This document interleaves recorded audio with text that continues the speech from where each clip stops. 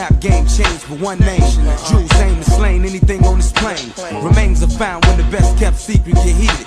You went platinum with a ghostwriter, so in the game you won, you cheated. Boy, oh boy. I mean, we're just chomping at the bit to share some news. Is that right, Withers? Do we have news to share with people? No. Okay. All right. Well, we'll see everybody next week. Best of luck to everyone out there. I don't recall saying best of luck to anyone. Oh, hold on. Now, what's this? This appears. Now, are you wearing this exact garment? This one right here? Well, I mean, you can't tell the giant logos on the back. The people can't see it from here. There's no way they could. The C for champion on my sleeve, they couldn't see it from here, Mick. They'd have to see it up and close in person. They'd have to. Is that a challenge you're levying to these people? It's not a challenge. Okay. All right. I'd like to. It's real shame if I saw anybody wearing these around March. It's still snow where some of y'all live. And 85 where some of y'all live. That'll be flipped soon. So don't worry, because there are also t-shirts, Mick. I don't know if anyone knows, but there are also well, hold on, because I see a lot of colors here. What are you getting at? No, that's the color. That's kind of the thing. Orchid. You can put you can do anything you want, man. You can plant this in your backyard. Is that what that means? Imagine telling your great-great-grandfather you have a washed denim and a blue jean shirt. Two different shirts, by the way. Some pepper. And these are the comfort colors, which everyone knows, everyone loves. We love the comfort colors, don't we? Don't we, folks? Mm-hmm.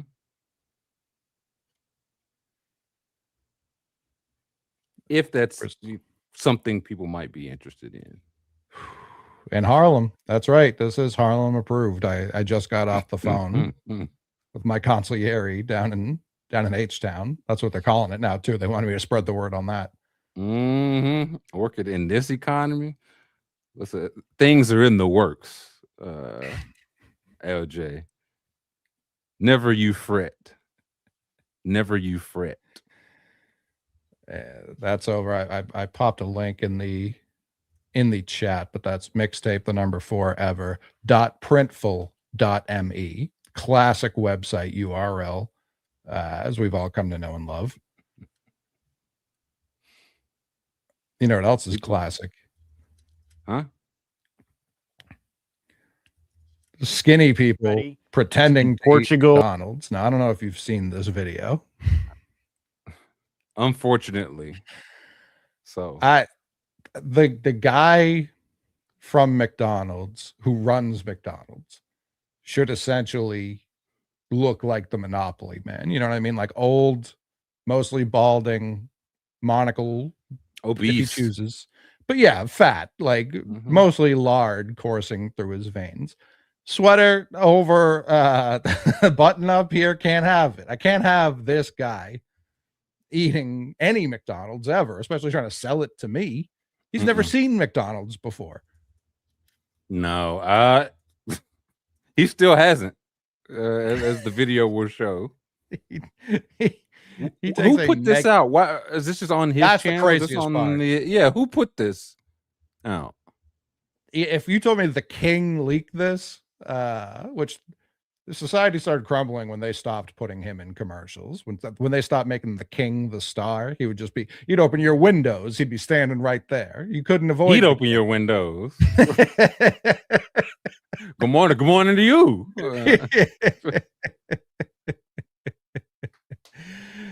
But this guy fucking just stinks so bad. You can see where things go awry. Why the snack wrap came back looking sickly like it did at the end of last year. You got people like this. Dweeb is, I think, the correct word for this guy, but I don't even know if I'll be honest. I don't even know if dweebs, if I could put that on the dweebs. Poindexter.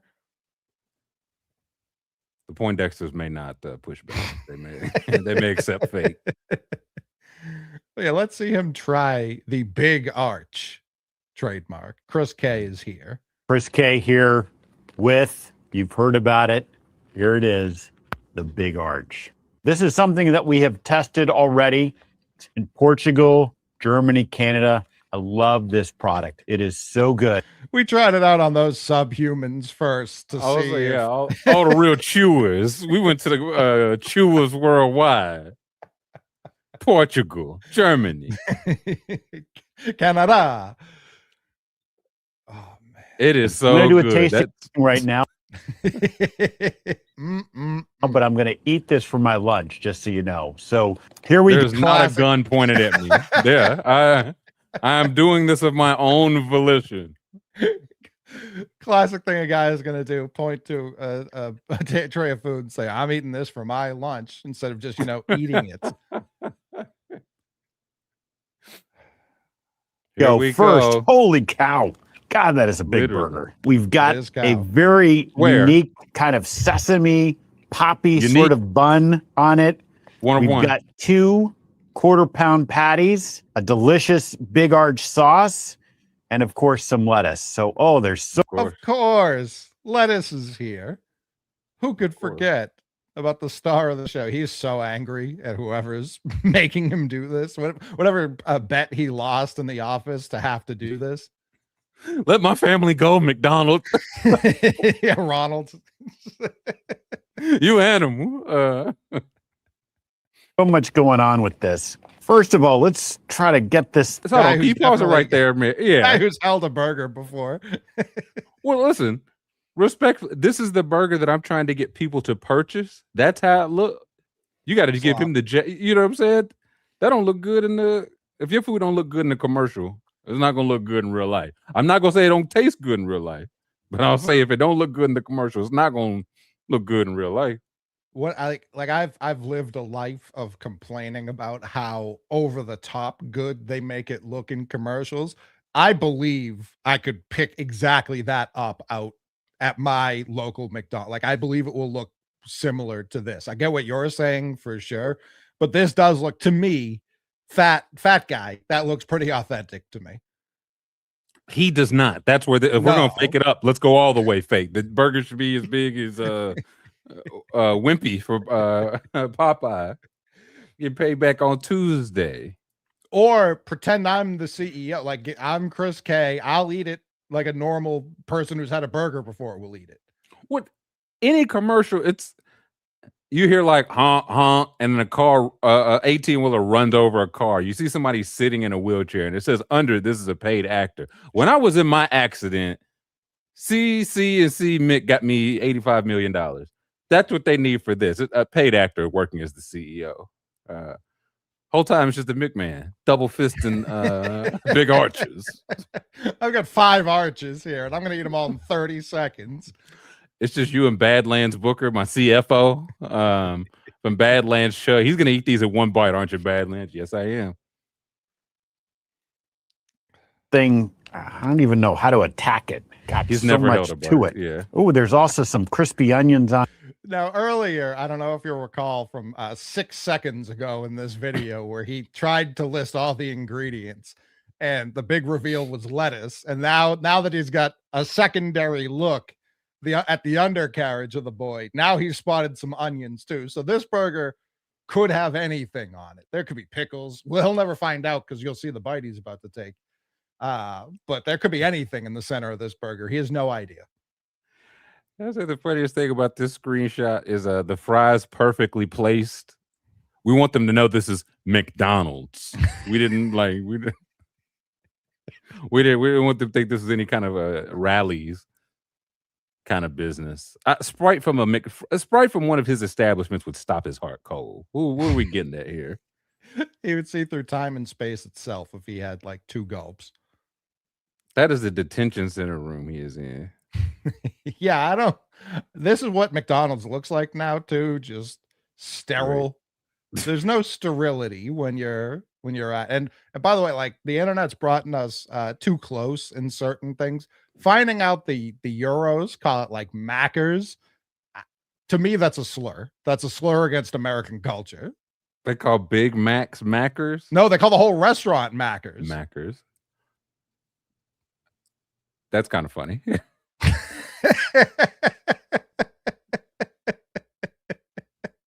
Mickey D's Mackers. That's kind of funny. When I'm in a silly, goofy mood, when I put the chips on my head, isn't she so crazy? I'll call it Don's, Donnie's, Donald's, like a red-blooded American Mackers. It drives me crazy every time I hear those. Mackers is kind of, it feels like definitely just frying Americans. Like, yeah, the Mackers, they eat their beans and mash. Yeah. Yeah, Australians too. They're British adjacent, so that all tracks. That's how you use a food you really. Yeah, that's how you use a food you really don't want to eat. Oh, wow, you should. My mother-in-law. Wow, you shouldn't have liver and onions. Thank you. Wow.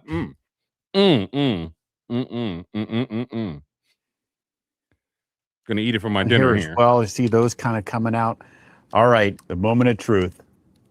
Moment of truth. That's what you say when you're about to like bungee jump. You know what I mean? Right. Stab me, man. Just get it over with. Moment of truth. I'm gonna eat this garbage. He winking Morse code to his family. No bite gone. He didn't even bite a sesame seed, man. He looks like I know this guy's more famous than what I'm about to attribute it to him, but I have no idea what his fucking name is. You know, the lawyer in Parks and Rec. Yeah, that's exactly who he is. I also don't like how you said that we have this unique bun here. I said sesame seed and big 2026 unique. Well, it's sesame with what's the crispy onion and lettuce, of course, lettuce. No, it's not paprika. What did he call it? I'm looking for a picture of this guy. I've been sent to the strangest website I've ever seen in my life. Twitter? That's there he is. Same Francis picture. Ellis. CEO of McDonald's. Yeah, and now he's about to take the worst bite. Like there's no burger gone. There's as much bun gone. Yeah, as there was before. Poppy seeds. Poppy seeds is the other thing he claimed. They mixed the two. Never before has that been done. It's also about to shut down his heart, like was from Parks and Rec, Chris Traeger. Yeah, yeah. And Perkins. This is quite literally coagulating in my arteries as we speak.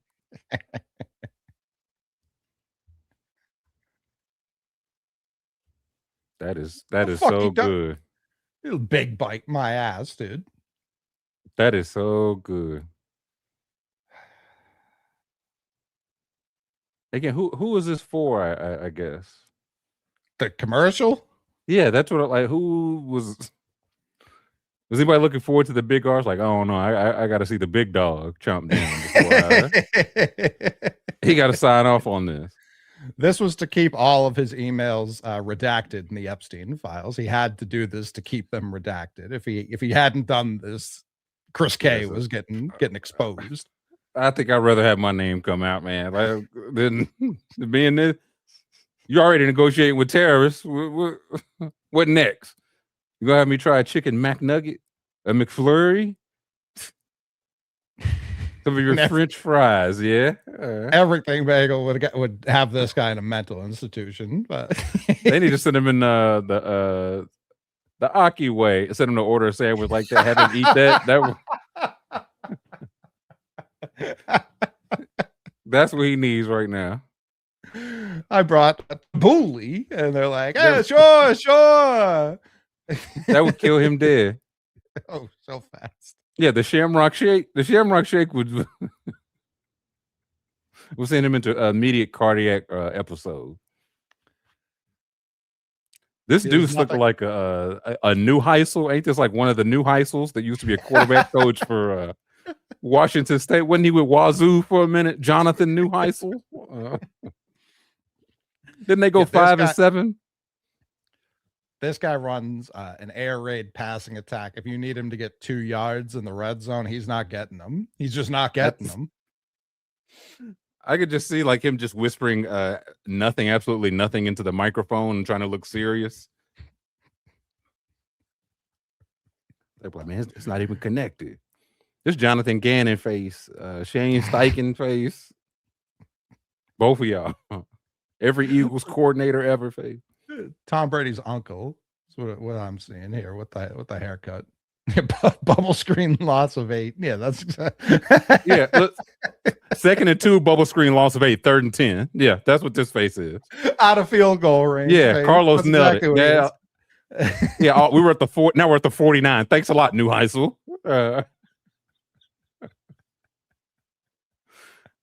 That's when they just cut him up in the booth just like this, looking stupid. It didn't work.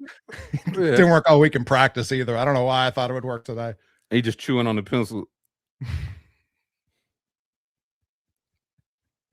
What they say in the background? Tom Petty? What they say on the door? Yeah, something. It doesn't look like Tom. So you can kind of see it in the reflection over here. I don't know. There's no way it's a Richard Petty fan. No. Dick Petty? North Turner in 07. Yeah, that's that's ready to go 14-2 and lose the divisional round. Yeah. It's unlike anything else on our menu. It's delicious. It's a delicious product. That's definitely what I want to call the food. That's what I want you. I want you to stuff your face with and feed your family. Our product. You piggies, eat our swill. Yeah, all you slop enjoyers, give me a big oink oink for the new big arch. Oink oinks in chat. Our product. The disdain. The disdain in his eyes looking down at this thing. He knows it wasn't worth it. Wasn't worth it. Whatever $10 million cushion, whatever he gets, it wasn't worth the 4 years that bite took off his life. He's been he did a 10-day purge leading up to this and after it. Now, you know who should be the CEO of McDonald's? Adam Richman, Man versus Food. The guy that used to do Man versus Food. He just scarfs it all down. Yeah. He's like, I feel the best after this. I'm the CEO of Jack in the Box. Y'all win. It goes from like CEO, you don't ever stay somewhere like 30 years anyway. You go like 5 years, you do your like, where didn't you used to be made? I used to. I used to do ads for Coca-Cola. Now I work for Pepsi. It is what it is. Yeah, they do need to, like every other, just have just a slob in there to make sure the standards stay where quality they are. control. Like, you bring in the next guy for the money. I understand. Like, it's a business. I'm not trying to make these companies destitute, but then the next 5, it's just like that. What are you using for the Snap Rack chicken? No. Get Chicken Selects back on the menu. They're free. I was gonna say, we lose so much money. He wants premium everything. He's like, no, it's still going to be on the dollar menu. We cannot afford to serve filet mignon. Yes, we can. We're losing money hand over fist. I'm not going to be here in 4 years on this earth or in this role in 4 years. So do with me what you will. Taffer would have McDonald's fixed pretty quickly. I do fear. Are you kidding me? I'd rather machine. Clean it up, Ronald. I think I'd rather send him to the King because the King at its peak was punching with McDonald's. I don't think it ever got in front of McDonald's. Whoa. That I can't get there. When was this? Oh, I would say like 03 to 05. I think they were, again, never above them, but I do think they were like more in the conversation than it is now. Way closer. Yeah. No doubt. Like McDonald's never lost the crown at any point. And before you Wendy's freaks start chirping, no. I think Wendy's ahead of the King now by far. They definitely passed them. I don't know about recently. I've seen a lot of people complaining about when I've never been a Wendy's guy, but I've seen people complain about it in more recent years. But once they've been venture capital, I'm afraid. Once they start adding a new type of chicken, it's like, listen, y'all been serving chicken for how many years? Once you got a new type of chicken, that means you got a new producer, a new burger producer. Something was cheaper. I mean, this is just the truth. If you try like a burger from Burger King feels closer to a Five Guys burger than, and it's kind of like Domino's to me. You don't go to McDonald's for like a hamburger. You know what I mean? You go there for McDonald's. That's what you go there for. It's for their specific taste. Just like I don't order Domino's. Their product. Like, man, their product. I don't go to Domino's for a pizza pie. I go for Domino's. Like that's the taste my body craves right now. That burger at Burger King is a hefty boy, a real hefty boy. But everything else is rubbish on the menu. I was just saying, but it don't taste. I've never been I've been Wendy's over King for some time now, and King does a good breakfast. When they dabble like the desserts, when they used to get active on the dessert menu. The Reese's pie. They did used to get the Oreos pie. Yeah. They used to get active there, but anything in the middle, my first inning and my ninth inning are covered. Innings 2 through 8, bullpen. Well, they used to have the chicken sandwich the long way, which I still always thought was crazy. Come on with that, man. Come on. Hey. Hot dog style chicken sandwich. Yeah, basically. They had the long boy instead of the round. Hey, come on with that, man. Yeah, the po' boy chicken sandwich. It was just better. Like it wasn't something I was like searching out, but it was just a much better sandwich. And then when the nuggets are absolute like just a horrifying endeavor. Oh yeah, that's that opossum boy. Just take them off the menu. But when they came late, like 3 years to the Great Sandwich Wars of 2019, when they dropped theirs in like 22, it was a good fucking chicken sandwich. They took it off the menu quick too, but for whatever stretch that was, like they were cooking with that. I don't know when the last time I had non-breakfast food from Burger King was. Like, I get it. This is what I'm saying. That's why I said I would send Taffer there over Donald's. They need more help. Oh, I'm trying to. Now you got to send Taffer somewhere super like Lon John Silver, like so super slutty. Somewhere he walks in, and he's like, "Damn, y'all live like this." 62 on the health score. Goodness gracious! I don't remember the last time I've seen a Silver's, let alone the only time I've been in one. It was a combo Taco Bell Silver's, and I was only there for the bell. Listen, there's Carlos the ball knower. The chicken.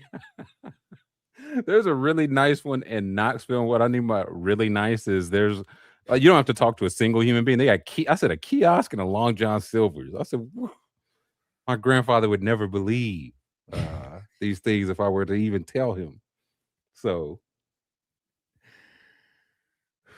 yeah, no, I need the King to be brought back. I feel like once they started dabbling in kids' meals, like you're never gonna go toe to toe with the Happy. Not Happy. You know what I mean? Yeah.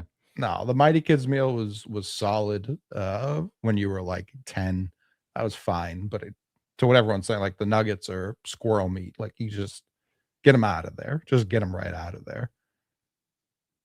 It's everywhere going to VC. Now, Zaxby's trying too much new stuff. I'm like, who bought y'all or what who's about to buy y'all? Y'all trying too much new, y'all not making the main thing anymore. Last time I was in the Southeast, I can't call it the South because I'm pretty sure it was no, it might have been Carolina. But yeah, people down there were real bummed out about what had happened to Zaxby's. Real bummed. Morale was low. Zaxby's was something special in oh gosh. 03, 04. Used to cost $5.65 for a chicken finger meal. And you couldn't even close the damn plate. All the toast they give you. And now it's fine, but it ain't what it was. I just need to know, like, okay, I understand like venture capitalists is buying it and like sending them to the lower places. Where's the old where's the old burger suppliers? That's where I'm gonna be a restaurant. Start a new restaurant. Yeah, old boys restaurant. We got the old McDonald's fries. We got the old Wendy's burger. We got the first Popeyes chicken. We got the old Pizza Hut with like the focaccia bread. Sure. breadstick. Come on out, the old boys. I mean, That's yeah, just what that we place know. would do tremendous numbers, and then it would get sold to, and then the whole cycle would start all over again. Oh, I'm selling first, like before they even know we're. Say, man, Yeah, we haven't even proven. Yeah, we're already undercut. I saw people were talking about Jersey Mike's. I didn't realize how many people were going to Jersey Mike's. Oh yeah. For years. Subway's is out. Firehouse Sure, had a run, but Jersey Mike's, I think that's what the people on. I always judged people harshly that went to Subway in the first place. So like a clearly better It's a bargain, Subway. man. It was. Sure, that part, but there were people who liked it. Like those are the people I'm talking about. The people who were doing it because it was like, hey man, I got Jared Fogle. chips, drink, and half of well, that didn't help either. But people typically don't actually care about that. They just it's tough. They should, but they don't. Only if you're on a list. Yeah. Yeah, or you have like a white collar and a black shirt, but neither Hey. here nor there. But yeah, the people have like weighed Jersey Mike's versus what they like used to. Someone when it got sold immediately went to Jersey Mike's and like bought a sandwich and waited, and then waited like 6 months, got another sandwich, waited. It was more expensive and like 66% of the original weight. Just absolutely, he was like, "What the fuck's going on here?" I believe the chips got more air in them. Like at a certain point, they're gonna stop selling chips. It's not gonna be worth it for the bag they printed in. You get 3 chips. They're like, no, just tell them you just get a potato. Just hand them a potato, and there's an air fryer at the end of by the napkins if you want to fry your own potatoes. The one chip challenge was a test to see if they could start mailing out one chip to people. That's what I'm saying. The sandwich all bread, bag of chips is all air. Soda still smoke. So far. That's what I'm saying, man. I get there are parts of the country that don't have sub shops. Like I get that. I get why these chains take off in certain spots. Up here, New England has really good like every place local makes good subs and good pizza. I've never understood the need. And it's not like they're extravagant, they're not more expensive. I was gonna say, are they $5 for a foot long? Subways, I don't think ever was. I don't know that you were ever getting a foot long. No, once when they first started, I was like, they had been losing money hand over fist. That was a lost leader. That's what we call them. We just need to get all these Sun chips out of our inventory.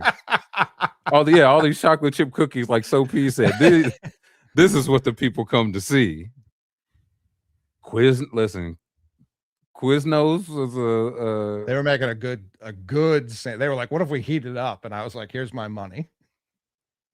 I know I've said this before. I tried Quiznos, I think, at an airport, and it was so good. I didn't eat Quiznos for like 6 more years. I said it can't be. It just won't be that good anymore.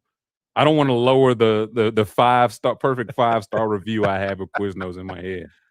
And then I had it one more time. I think it was that good, and I've never had it. I think I went out 2 for 2, maybe 3 for 3. And now I think, I was gonna say, now I think there's like 1 Quiznos left. That's a good point by SETI. They did get to our soda like in the 90s. They put Surge that on first, honestly. Yeah. No, excuse me, Jolt. They put Jolt on the shelves, and the parents had a meeting. Jolt, Vault, Surge. How many yellow sodas? How many Mellow yellow 63 sodas? Yeah. Mellow yellow, the Mountain Dew. Then they made Mountain Dew more dangerous colors. So we got red, we got orange, there's blue Dew. How nervous was the guy, the fellow or dame who suggested like the second Dew? Because they were just throwing the same fastball for like 50 years. And they're like, what if we made it red? So what would we call it? Code Red? I love it. You're the new CEO of Mountain. That's how people get over promoted. You're the new CEO of Mountain Dew. If they ran Livewire, I always want to call it LimeWire, but that was the music downloading service. Just music. Yeah. But yeah, Livewire went crazy. The orange boy. Oh yeah. It was just a time. It was like how. What color is the soda? That dictates will I drink it. Mm-hmm. That's a wonder Sprite made it. Sprite didn't try to go orange Sprite, purple Sprite. The Sprite remix that had to have been what 02? I thought it was before. Let's see. When was Sprite remix? 02. Good call. Discontinued in 06. Is that the only? That's. Well, we had it for a longer run though. Yeah. No, it always felt that way. They remixed it and then they remixed it again with the tropical one, and they've brought the tropical one back, but they've never brought back the original, which is crazy to me. Yeah, they reintroduced it 2015. Yeah, tropical remix, berry clear remix, Sprite Aruba Jam remix, and that first Sprite tropical mix was. Tropically, man. I don't even know how you describe it. I used to drink that with a bag of Skittles every day in school. Every day. Tropical Skittles, tropical Sprite. In landlocked purple bag. Georgia. Purple. The blue was good money too. The blue, the light, like the light sky blue. Yeah. Oh yeah. No, Skittles. Listen, once the thing went haywire when they were like, "What if we got sugar on the outside? We call them sour." That's when everyone lost their mind, their collective minds. Clear Pepsi, Crystal Pepsi, Sprite, the LeBron. Was it lemonade? Was it LeBron? Did he have a lemonade Sprite mix? I think he was there. I think he was promoting the lemonade, but I don't think that was his. That was his mix. Okay. Like he definitely wore it and promoted it, but I don't think they made it like for him. Here's lemon lime with natural cherry and orange. I don't know if I've had the LeBron's mix now that I look at it. I would try it. I might get involved with that. Pepsi Blue, I must have had probably 200 times, and each time I was hoping my previous experience was wrong and this time it would be good. It was bad every time. Like people loved it. You're not alone here. But I every time was like, this is the time. And I don't know if I ever finished a bottle because I was every time so fucking disappointed. That's what it was, DeMonte. The lemonade bubble gum was, that was good. I go through a pack a shift, man. He's scoring 40 against the Wizards. I'm pushing in buggies, man. We really work at the same. I'm really LeBron James in 03. It's the same picture. It's the exact same picture. I worked harder. 03 to 06, pound for pound, I worked harder than LeBron James. Yeah, shift for shift. For shift. You were doing 8 hours of work. He was doing 3 at max. Like, this is not even close. He working at night. I had to go to school all day, you understand? True. No $90 million Nike deal. No Hummer waiting on the other side for Withers. Diet Coke or Coke Zero. If I had to just pick one the rest of my life, I would go DC, but a Coke Zero is good money over here too. Yeah, if I had to pick, I'd go Diet Coke. But if I'm drinking soda, give me all the bad stuff. All of it. Listen, Antonio, it used to be a McDonald's, inside of a Subway, inside of a bank, inside of a police station, inside of a Walmart, man. Yeah, no. Get your eyelashes done, get your taxes done. Now you can't even, they ain't even got Walmart inside Walmart no more, Antonio. We have Dunkin' and hair salon and a taxes place and like an eye exam spot in our local photography at Olin Mill.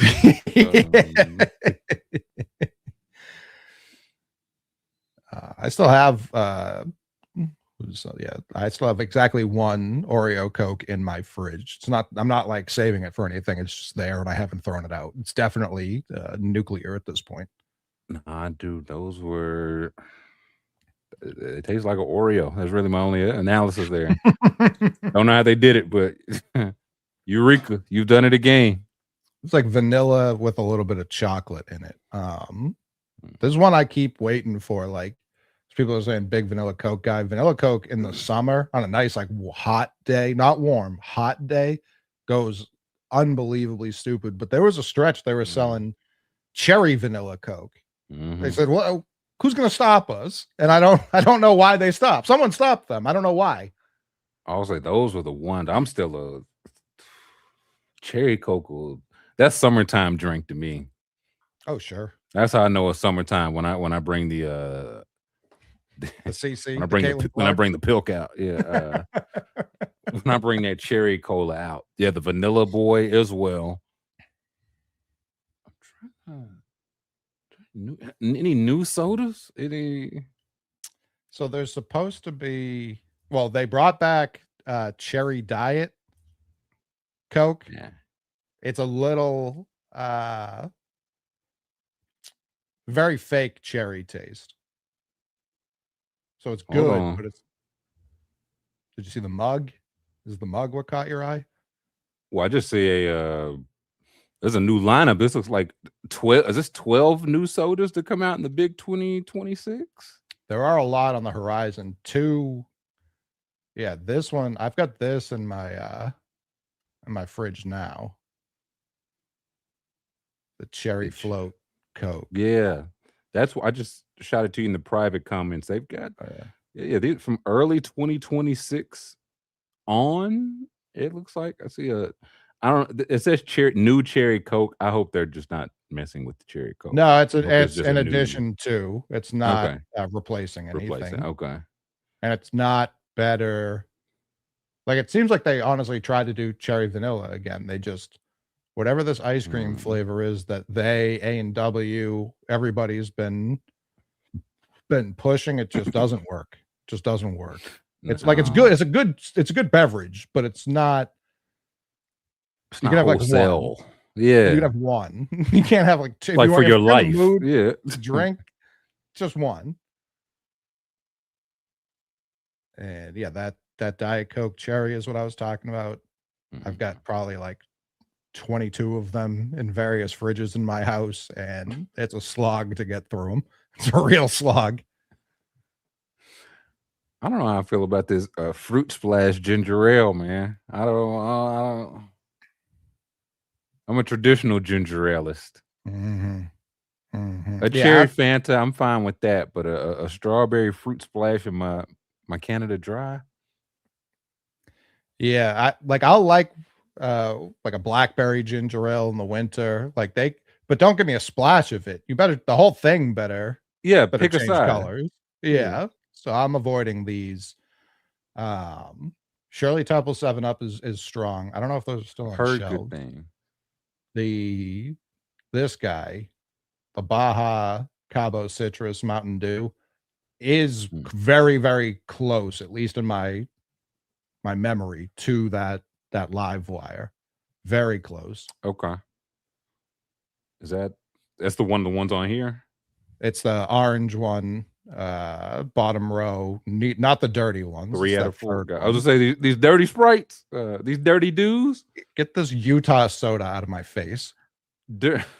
Cream soda Mountain Dew. I don't know how I feel about it. Makes me sick. And then what's the other cream soda? What?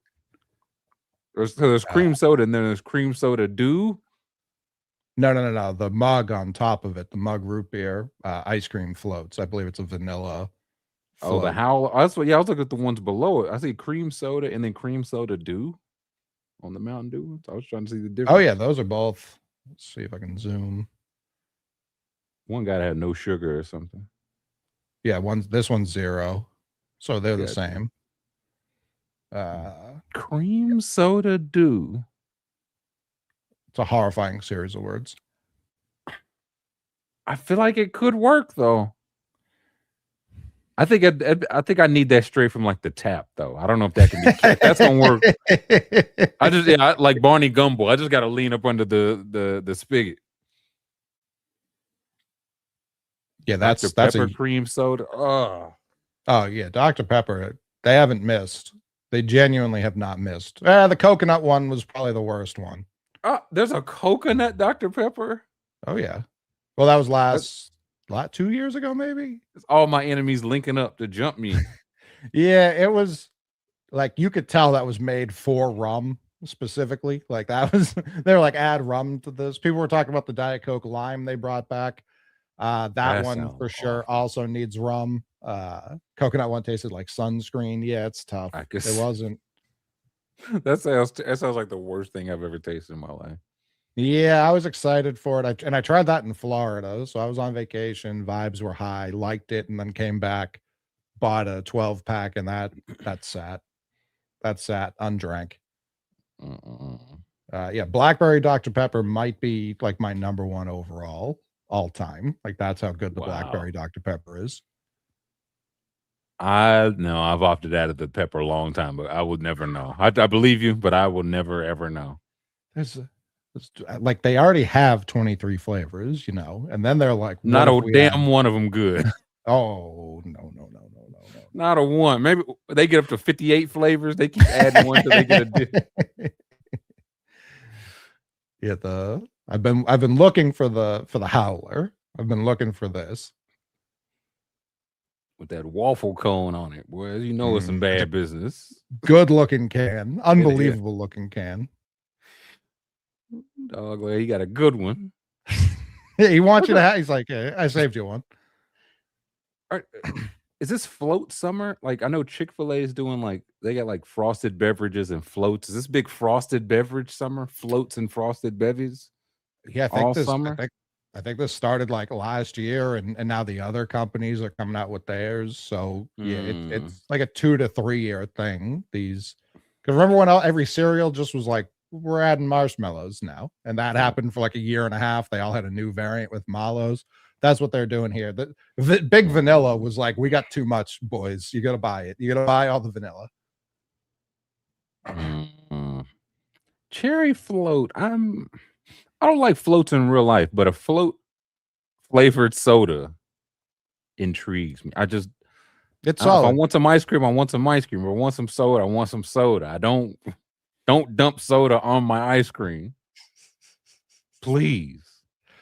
I like one like root beer float at at like the county fair. Like, so I'll do like one of those at the Sadie Hawkins Day dance. Yeah. Oh, we're not here to talk narcotics. All right. Like we're that TT. That Tahitian girl. The probiotic soda is everywhere. That Olipop, what are the other brands? I've never had any of them.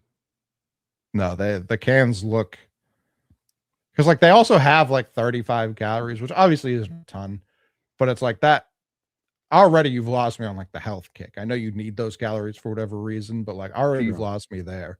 And now Pepsi is first to market with like their Bloom Poppy. Thank you. Terrible name. Yeah, woke cola. Woka cola. Yeah. That's what I'm hearing.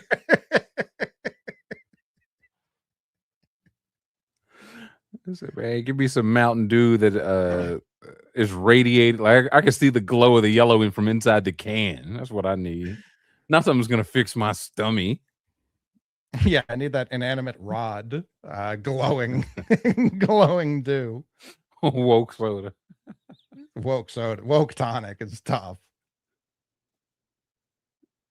I could believe. First time I had a tonic, I said people drink this on purpose. Like, gin and tonic has a name. This is awful. This is garbage. This is nothing. It's just nothing, man. I think gin and tonic as a name is iconic, but I don't like either of the ingredients to it. It's like, the water at the bottom of your Christmas tree. We've made that an alcoholic beverage. Would you like it? I'm good with gin. I'm not good with tonic, as I have learned. And 90s MD, listen, Bobby, that RFK won't have that stuff permitted anymore. You drink one of them 90s Mountain Dew, have you doing 50 burpees and some Levi jeans like RFK.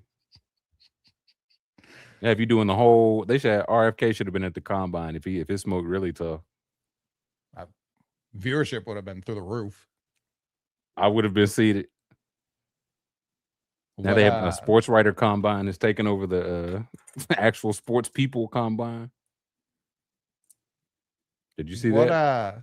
No, I didn't see the sports writer combine. I don't know if they did the full combine. They were just a guy tried to bench 135 and he couldn't get 135, so they took it down to 95 and he couldn't get 95 either. They were like, "You cannot write about sports." It was to the point I said, "No," I was like, "This is for sure a ruse. You got to be very secure being the butt of that joke to be like, yeah, I can't bench 95, but the tape didn't look good." 95's an impossibly little amount. Too much for some. Too much. It's tough. Like there's obviously ball knowers that look like all sorts of things, but 95's real low. Real low. That's why I said this is the ruse. They're playing us, right? This can't be that's like you could if you rolled over the wrong way, you couldn't get yourself up if you can't like bench press 95. Reverse turtle. Yeah, you slip on your arm wrong. You can't get help. Smithers. Yeah, that's wild. No, I didn't see that. I did see who went off this week, and they said Makai Lemon, bad guy, didn't do well talking to people. We'll see what that means. Kenyon Sadiq, very fast. Was the Arkansas QB who went crazy? Taylon Green. Yeah. He's already getting the wide receiver allegations. I get it, man. And in this draft of all others, I'd be like, no, take me as a quarterback. Like, who is Ty Simpson gonna be QB2? That's what it seemed like, right? Probably. He was QB2 to Jalen Milroe. And now he gonna be a first round pick if he's QB2, would be my guess. I don't think it'll be only Mendoza. I find that hard to believe. Yeah, someone's gonna take. I mean, the quarterback reporting I'm reading for the pros, the guys who've been in the league, I've been reading some disgusting things. Like the Cardinals are gonna cut Kyler Murray, barring some last minute miracle trade, so they can sign Jimmy G. I said, for fucking what? For what? Like what? To the same contract? Give him that 40. Even like I would rather not have a quarterback. If you're cutting with Kyler, I'm with you. You know what I mean? Like I get how you've arrived to that decision. Step 2 can't be like, well, it's obviously Jimmy G. That can't be any of the steps. Yeah. Because they're like, I'm also saying, I hope it was garbage that I read, but it was like, who's their coach? There was like, Jimmy G's my guy was like the quote from him. And I said, I'm firing you. Oh, I think that's Shula. Mike Shula. You'll be fired. No, Mike LaFleur. Yeah. LaFleur, yeah. LaFleur. Wrong football surname. My bad. Yeah, he was there. Was with the Rams the past 3 years. Was in San Francisco 2017 and 18. So if he says Jimmy G's his guy, I believe him. The one that didn't make me immediately sick, the Falcons were tied to Tua. And I thought, like, I could see that working in the NFC South in a dome. You've got some receiving options there. You've obviously got Bijan. Like, I could definitely see that working for a bit. I'm not saying like the next 10 years or so, but I wouldn't be shocked if that worked for a year or two. Maybe. I'd seen sound like Malik Willis is getting 30 million plus the way they was talking. That's what I've seen too. I don't know who or where or why, but again, these are the decisions teams are going to make. Well, I mean, it's the Browns need to, I just don't think they don't have $30 million. The Colts either have or could get some money. The Dolphins need a quarterback. Falcons, as you mentioned, the Jets need a quarterback. The Steelers need a quarterback. The Vikings need a quarterback. So I'm like, who's QB1? Is it Kyler? Is it Malik Willis? Like, I don't know. It seems like it's Malik Willis. Definitely. Yeah, from the sounds of it, yeah. Where do I want to go? Like, where would I?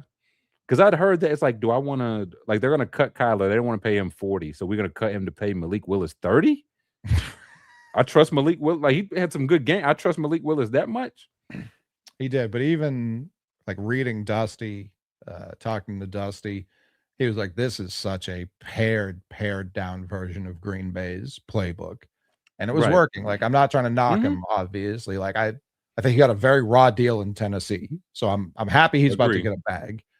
For the team that's about to give him the bag, I have a lot of questions. Like, who is already there that's going to make this easier for him? Is it one of these young coach or new coach teams? Because that's just not going to work. There's just no way that'll work. I mean, you got to get, if you think your guy is Ben Johnson or Liam Cohen or whatever, or see, if I'm Malik Will, that's why I'm like, I think I'd call the Vikings. I think that's where I think they had like Jefferson, of course, like receivers, weapons, all that. But I think they just have like the play caller. It's like, okay, maybe I don't get 30 this time, but I'm trying to get another contract after this would be the goal. If I take 30 from the Cardinals, that might be the last 30 I ever get. Sure.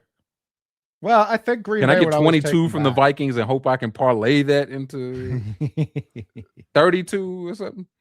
I've seen a lot of Gino and Kirk to the Vikings, and that the Vikings are just out on 9, which is, I think, tough. Like, I on the one hand, I can see just like cutting your bait.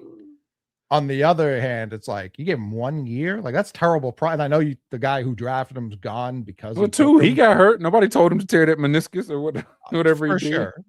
But it's also like everyone was pretty on board with that. Like, I understand you blame all the things that went wrong on the guy you just fired, but that just is a horrible process to me. But they've been linked to Kirk and Gino because they just apparently have no money to spend and no way to create money to spend. I mean, the Kirk Cousins homecoming makes some sense. I didn't know what I was like. I thought Gino. I figured they'd restructure. I thought they might just keep him as a backup, unless they get more. I don't know what his contract. Maybe that makes more sense to just cut bait.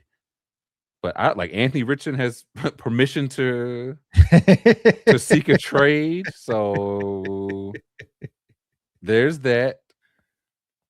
Yeah, the thing, like, you definitely risk, I think, just losing your locker. Like, this was bad process so far. What would make it worse is like committing to it if we know it's bad. Oh, I'm like, not saying that's how Justin Jefferson is a Seahawk in 14 months.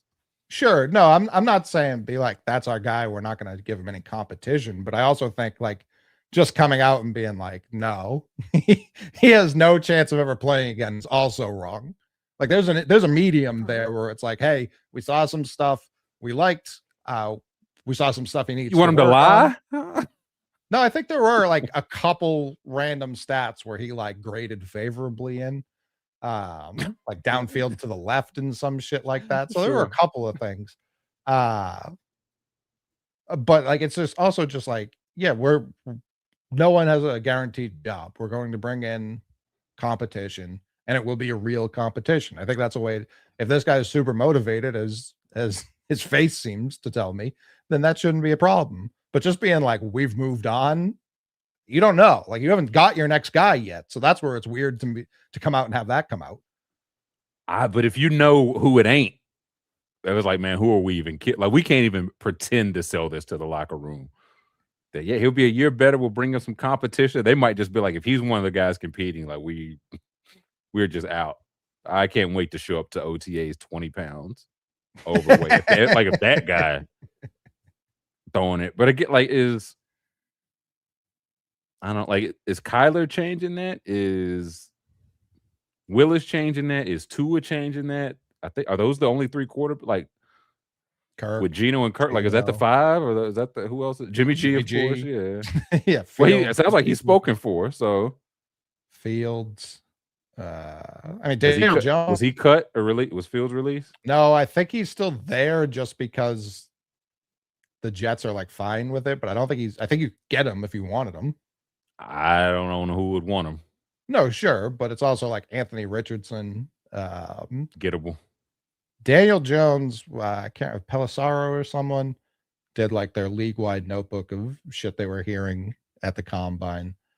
And they were like, the Colts still aren't sure whether to franchise or transition tag Pierce or Jones. They're trying to get a deal done with Jones, but they're not currently close.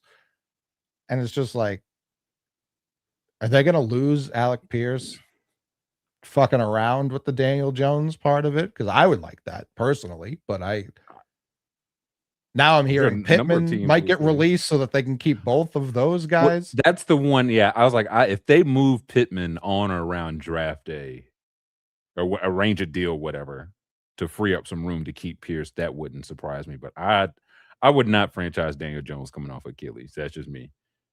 If he walks, he walks. I get that. Like I can make you like we can hopefully work on something in between. I don't know what your market is, but I cannot. That's like $40 million. I can't do that. They were talking Achilles. I can't do it. Which I think was the lowest of the 3 tags. Okay. Because the way I read it was like if another team signed him, they would get nothing. The middle tag is the one where you'd get 2 1s, but that seems to be a no man's land that they don't want to be in. No, yeah, the franchise is 43. Transition is 37. I can't do it. Yeah, I can't. So whatever's below that, because I think it was around like 30. I saw. That's only 2 tags I see. If we can work on something, but I can't. I'm not gonna tag you off an Achilles. And you tore it late in the year too. Can't do it. Yeah, it was November. It was right after the trade deadline. It was it was a terrible time to do it. That's all I want. Would they go after Malik Willis? Would they be? I think they're very high on what they saw of Daniel Jones. Obviously, the Achilles should be a factor, and I don't know who else is going to be driving up the price. That's where I'd be kind of okay just negotiating with Jones. Yeah. Yeah, we can come to agree. But if somebody else wants to pay you $40 million and we just don't get a pick, then we just don't get a pick, and they can pay you $40 million. Simple. Yeah. Because he was playing hurt with that, like Pluie says. The Achilles with that, and then the broken leg on the other one. I'm going to get $43 million for a guy that got hurt after week 10 or 11. I won't do it. He was wearing a knee brace made by like his old Duke roommate. That's definitely what you want to hear. Yeah, like his decision making is more what I have quite like his physical health. Whatever happens there will happen there. I need your brain to be better, son. I need you to not be wearing homemade 3D printed knee braces. To be fair to him, in his mind, I think he's like, I'm like 4 weeks away from the Colts just giving me 4 for 150. Like let's just hold this in the road until then. Whatever it takes to get to the end of the season, we'll get to the end of the season. We'll negotiate something nice that will end with me probably getting another 4-1-6 or whatever he got from the Giants, and go from there. And he didn't make it, which sucks. But I can't do it. Like if I am what is the best situation? Like Colts got JT, Pittman. I mean, if I'm a quarterback, I'm like, can y'all work out something to keep Pierce? Yeah, Downs is there, Pierce is there, Tyler Warren is there. The line seems good. I think the coach seems like not a detriment. Like I think he's fine. Yeah, not a bozo. At the very least. Yeah, you're in a dome. You're in a winnable division. Do I just want to go play the Titans and Texans? Texans. Yeah, that defense. Yeah, offense. You give it. I only face the defense. I say you give it. I'm the one. Sure. But that's why I need that's when DeForest Buckner and all my guys. I need y'all to get 9 CJ Stroud interceptions. Listen, the Falcons always seem like the right spot, but then some wacky shit happened. Like there's something out of your control when you go there. Because I agree, it on paper. I say that for the Colts. Are the Colts just North Falcons? No, they've had more. The backup quarterback broke his face because an exercise band broke. No doubt, they've had some hilarious things happen there too. I think the Dolphins. The Dolphins right now, knowing that like they're taking a year, new coach that looks like he'll be either fun to play for however long he's there, or like flame out in a hilarious fashion. That one seems like a decent spot, knowing the expectations aren't going to be compete right away. Are they though? Does the owner know that? That seems to be I mean, all the other moves they've made seem to indicate that. This is the Miami Dolphins, though. Again, I'll ask: does the owner Sure. does the owner know look, any of that? He's like, Tua, what happened to Tua? I like that guy. Where's he at? None of these Tyreek. organizations. Oh man, y'all getting all my guys out of here. Are like well run. That's why we're talking about them. Like, I don't think the Cardinals are a terrible spot, but they're getting rid of one of these guys that we're talking about. So they are a terrible spot. Well, that's what, again, this is a new coach. Like, if I'm Shula, I'm like, I don't want to try it with Kyler. Still not Shula. I'm going to call him Shula forever. Brother Mike is what I'm going to call him. Because the brother Mike Shula and brother Mike LaFleur, his brother Mike, so sure. It's like because again, I don't like, you're moving on from Kyler. I get it. Once they started saying like 30, it's like, okay, so we don't want to pay Kyler 40, so we could pay Willis 30. Right. Oh, Derek Carr coming back. Derek Carr coming back. Super awesome. He said, man, if Darnold can do it, certainly. I get that's what I would be if I'm Kyler's agent. I'm like, we just saw Sam Darnold win a Super Bowl. You sure you sure? Or, I mean, Tua's agent as well. I'm like, are you sure you don't want this over old man Geno or unproven Malik Willis? You sure you don't want the first round pedigree? You guys can fix him, That other organization, the Dolphins and Cardinals, they stunk. Now the Falcons is that's a forward thinking organization. And all the blanks like, yes. I did forget about Carr. That is pretty funny. But like who? Because I was thinking, like, if the Raiders were to say, for whatever reason, we're trading this pick, what would they get? Because there does not seem to be like a QB2 or a elite, like, if they were to say like, hey, like somebody come get Mendoza, what could they get? Because I feel like they get like a haul and a half, honestly, because he seems like a quarterback people like, where there are not options in the draft and there are not really options in free agency. I think it's a great year to ask that question because you'd only have to trade down to number 2 and you'd still get a pretty sizable haul because of all the picks they just accrued at this last trade deadline. Which the more I think about that tweet we talked about how like the Jets don't tank, like that was a whole massive talk during February or November. That was like leading news for like 2 weeks was them literally trading away their best players to accrue draft like that. That's the whole point. Years in the future. That to me is a team where if they put 2 and 2 more picks, like 1 each year, you trade back to 2 this year, you get another pick next year, another pick the year after that. Yeah, because let me see, what's the Jets? They have is it 3 draft picks, 3 first next year and 2 the year after that? Something like that. It's like all this draft capital the New York Jets have. Here that's what I mean. 2026. Yeah, they've got their own in the Colts. Yeah, next year they've got all 3. 2028 they've got their own. So you could tell them take 2 and choose 2 of the other picks. Yeah. Choose between our 2027 Cowboys, Colts, or Jets pick, or 2020. Actually, I'd be like, you can't choose our picks. We're betting again. We're still the Jets. We're betting against us. You can't take our picks, but yeah, honestly, I may cap it at just this year and next year. Like 3 years from now, who the fuck knows what's going to be happening with our franchise? Like we really can't. We can't be getting too far ahead of our skis here. Browns got an extra. If the Browns are like, here's our Travis Hunter first, and one more to go to. What are the Browns at, like 7? Where the Browns? Browns are at 6.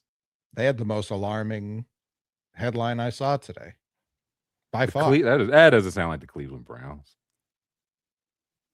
They said they were going to have like Deshaun Watson's the leader in the clubhouse to start for them next year. I said that can't be correct. Like that just can't be. Yeah. That tracks. Sadly. But yeah, that would be for sure what's was it Stefanski? Stefanski was saying like he loved coaching Shedeur, and for his birthday he just got him like a solid platinum horse's head, like a very Shedeur Sanders. I woke up with it in my bed. It was weird. The box weighed 4,000 pounds. I could Yeah, not. Broke my wife's legs. Oh man! I'm looking now. No, go ahead. If I were the Raiders, I would, and I'm lower on Mendoza than a lot of other people, and he'll probably be fine if he ends up on the Raiders or Jets. I find it hard to believe anyone's going to be fine, so that factors in too. If I were the Raiders, I would for sure be like, if you want to give me a pick number 2 this year and then 2 picks next year, we can gladly trade down. Gladly. Who do you take 2 if you're the Raiders? Let's go. Let's pull up the old Thon. I'll say, while you're pulling that, what made me think ESPN recently did they just Fernando Mendoza versus recent first round quarterbacks. So they ranked every quarterback in the draft. Let's see, these first round, only the first rounders from 2021 to 2026. So it is how many of these boys? 18 quarterbacks. Y'all want to guess who's number 1? Whoa, set it up again. What are they? I was pulling this up. I didn't hear the setup to this. It was 17 first round quarterbacks from 2021 to 2025, like Trevor Lawrence, Bryce Young, all the way up to Mendoza. So like 17 and a half 18 a year total. Ish. Yeah. 1 year had 6, 1 year had 1. So they ranked those guys from 1 to 18. And the person I thought would be 1 was not 1.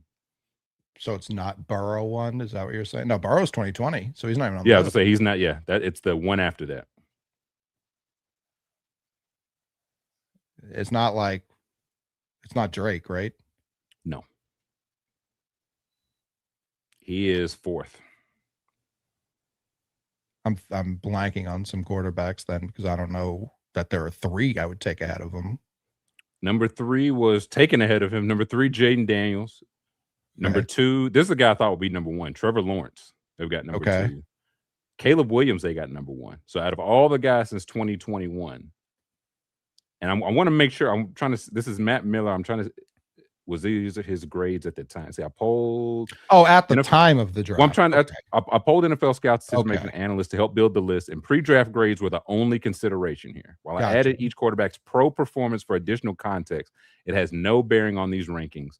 This is just those 18 quarterbacks stacked together as if they were in the same draft class. So if all those guys, who would go number 1? And I thought it'd be, again, he went number 2, but I thought it'd be Trevor number 1. Yeah, especially if it's just pre-draft. Now, just pre-draft. I get what he's saying because part of the pre-draft process was Trevor was just new Andrew Luck. That was what we were sold. And then Caleb was new Patrick Mahomes. So Patrick Mahomes was better than Andrew Luck. So I can understand having Caleb 1 there. To a scout, I don't know if they would agree to a scout. Yeah, no, that's fact. But that's where I'm saying they were comparing him to their NFL, who they're going to be, not Mahomes in college. Because you're right. No one gave a fuck about college. Mahomes would be what, like 20th on this? Like he wouldn't be. Key and Faye said undraftable. He wasn't the only, like, people were just like, it's Texas Tech. It'll never work. Like that's just how it goes. So yeah. Mickey Mouse offense. I was shocked. Honestly, Drake was that high if it was just pre-draft. Obviously, people were high on him, but yeah, he went 3rd in his own. So they have 3 of the top 4 are all in the same draft. That's tough. That's kind of why I'm okay just waiting if I'm a team. So they've got Mendoza here 8th. Okay. They've got him behind, he's directly ahead of McCarthy, Trey Lance, and Anthony Richardson, and Justin Fields. So good, and Mac Jones. So some good company. Okay. All right. They have Bo Nix 14, Cam Ward 15, Penix 16, Dart 17, and Kenny Pickett was dead last 18. That makes sense. Yeah, that makes sense. I think that one tracks. But them having Mendoza 8, like if you think he's who's 5 through 7? Let's see. So yeah, Drake was 4, Bryce is 5, Zach Wilson 6, CJ Stroud 7, Mendoza 8. So if you think he's that, then if I'm the Raiders, then yeah, probably I probably just take him. But if you, say you do make that trade, you're the Raiders sitting at 2 now. What's the? You go Ruby if I think he's- Bain, if Veli I think he's- Reese.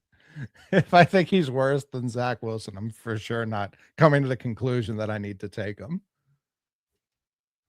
But he could be better than Anthony Richardson Sr. Yeah, that's also, yeah, I hope. I should fucking hope. Bain's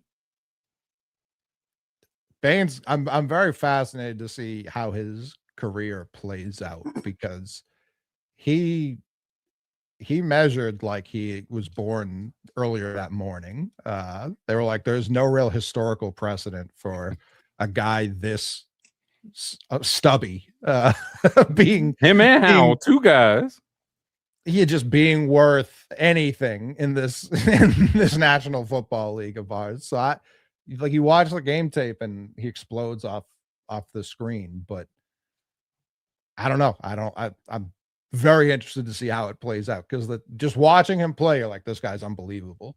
Seeing him measured and then seeing everyone else who's been measured and being like, yeah, he's smaller than literally all these guys who stink is tough. Like it's really tough. It is, but even it's like we knew going in, it wasn't like, man, Bain gets the guys with his arms first. Then we found out he got the shortest arms ever. Then second, they was like those measurements aren't even right. Like he still got super short arms, but I think he fits within the threshold if you go within the measurements they were saying. I don't know if the unofficial versus official. So it's like they're still short, but now I guess they're within the threshold of he shouldn't be killed just for being a T-Rex. They're doing some insane work this year because Carnell Tate, where is he on this? 11. He ran like a 4.52 or something. As slow as molasses. This is what I put on my chart. When everybody else running a 4.1 at the combine, 4.5, yeah, it don't move like it used to.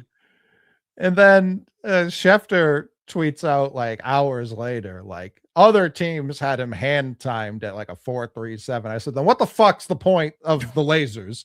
Why even just have him run at pro days if this is what we're gonna do? Who cares? Listen, I think we're getting that way anyway. Nobody, they don't stay around for the offensive linemen. Only people that run and do like you only do stuff you know you're going to be good at, so you know your RAS score is going to look crazy. Mm-hmm. So then you're Sonny Styles, and you're just like Sonny Styles at 8. He might go 2. If I'm the Raiders, I might trade back and take Sonny Styles and just be good with it. They had him doing some insane, like laying on his back, like just stretching. Yeah, shit. Breaking his arms off like a G.I. Joe. I don't know if he had like mobility concerns from like a previous injury, but when I saw it, I was like, this has nothing to do with football, like at all, like zero. He's never going to be in this position ever. That's how they get interceptions on Madden, so you never know. And then, I've said this for years, like they only rank the top 2 or 3 tackles. And then from there, they just like hit randomize. That's why you can get like a Jamari Salier in the 7th round and like, he'll be fine. Like that happens every year. So I'm not shocked to see the pictures today of an empty Indianapolis because everyone had fled. I say it's a lot of money to stay at a hotel all week, man. The offensive linemen, they get the short end of the stick. And it's arguably the most important thing any team could be paying attention to. Meanwhile, you got the Jets taking a nap while everyone's out there performing. It's tough for Aaron Glenn, man. I need them to crush this draft. I need them to win the preseason in a big way. If I were drafting 2 right now for anyone, not necessarily the Raiders, not necessarily the Jets, but if I were holding 2 right now, Bailey interests me a ton. He was a monster all week. Downs, like 2 isn't too high for me to take down. I would take Downs 2. He doesn't play a premium position.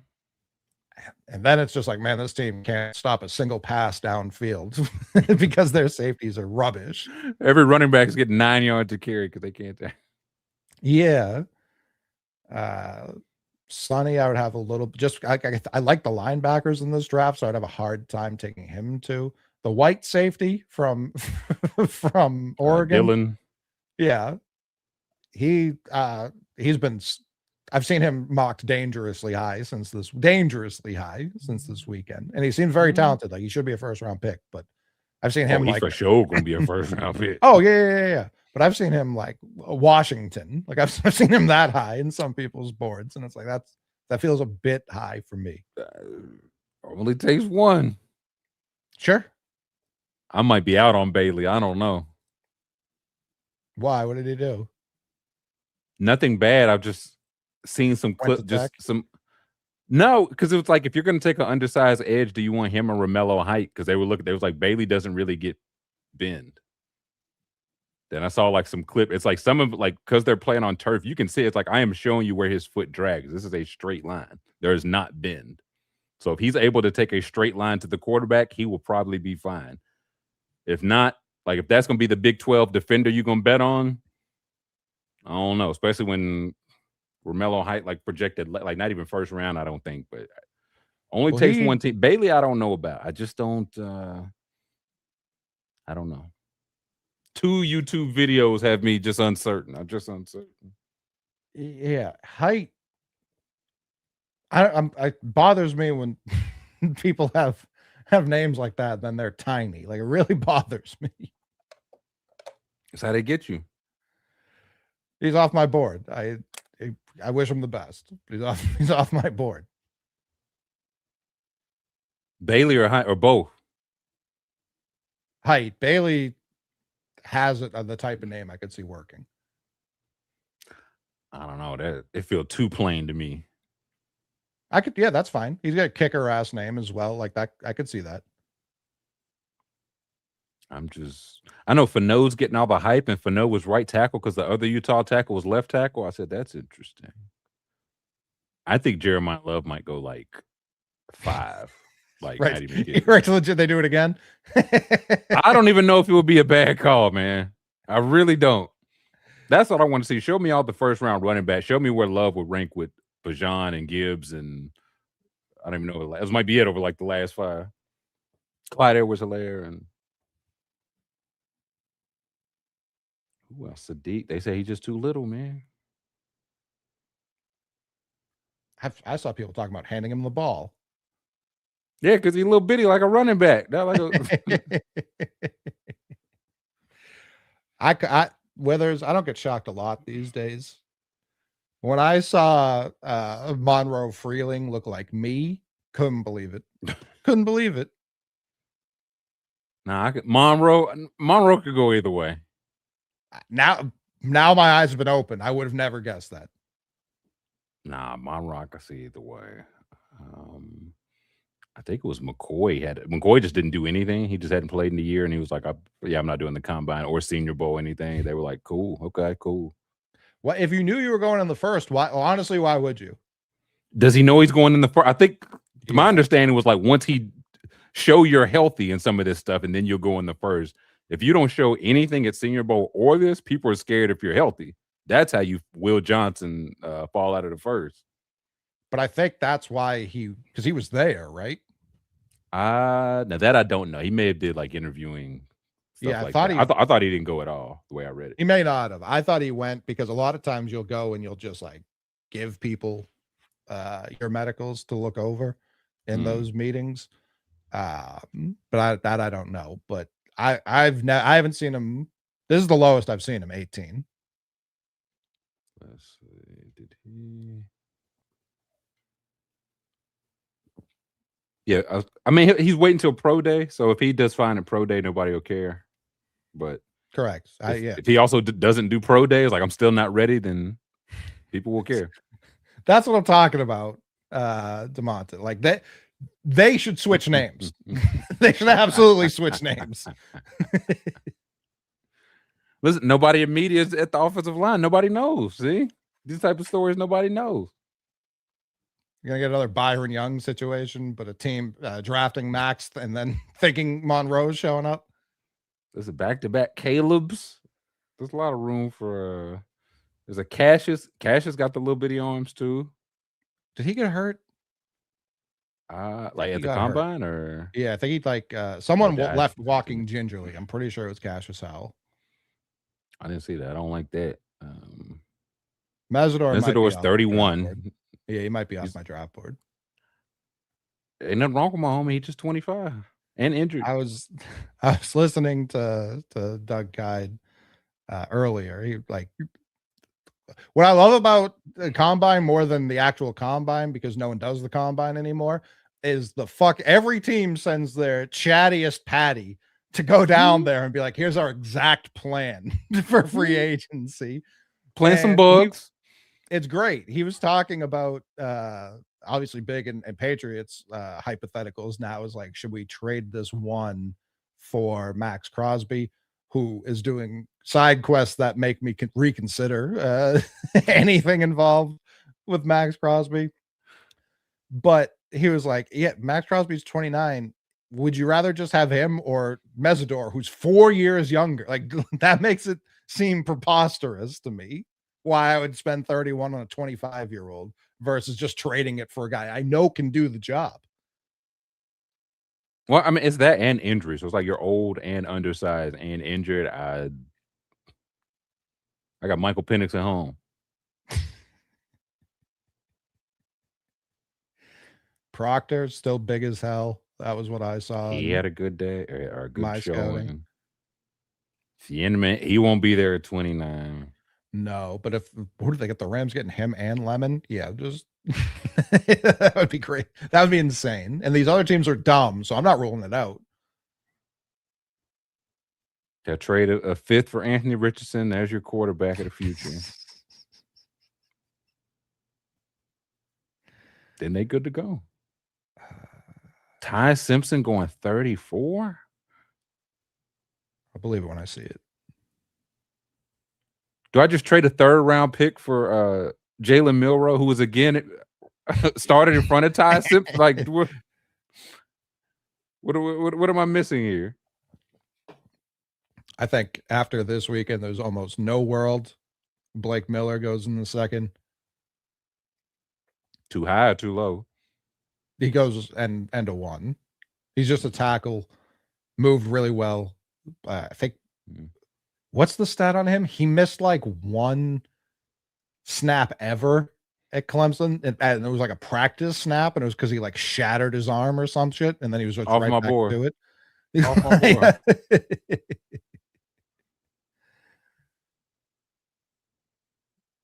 Zion Young, 42. D'Angelo Pond. I'm in on D'Angelo Pond second round. I don't care if my homie's 5'8.5".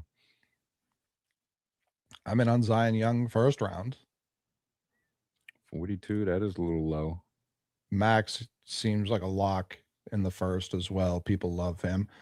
Jennings Dunker, I'm pretty sure it's Jennings. He won the weekend for sure. Where do they got? There's a lot of time before the draft, man. Still enough time for fallers and risers. Still pro days. Still second crazy pro days where everybody runs a 3.2. Branch at 63 would make me just ecstatic. Ecstatic. They say he was itty bit. He's a screen merchant. He gets open in space a lot for certain. If that's bad, then sure.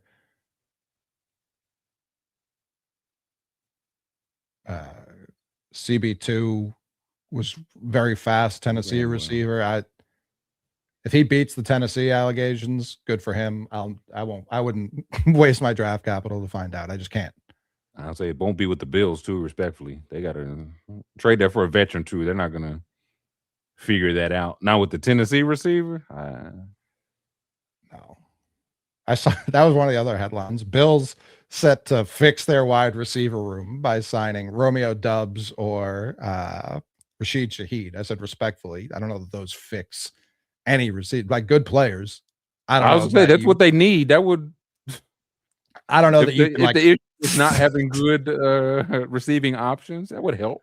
Slamming Romeo Doubs on the table and being like, "Well, our job is done here, fellas." Like, I don't know if that's all it's going to take.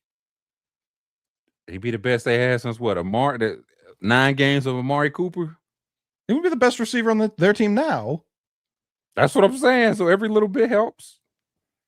It's an upgrade. I just don't know that it's like anyone's like, "Oh fuck, how are we going to stop this?" You know what I mean? Like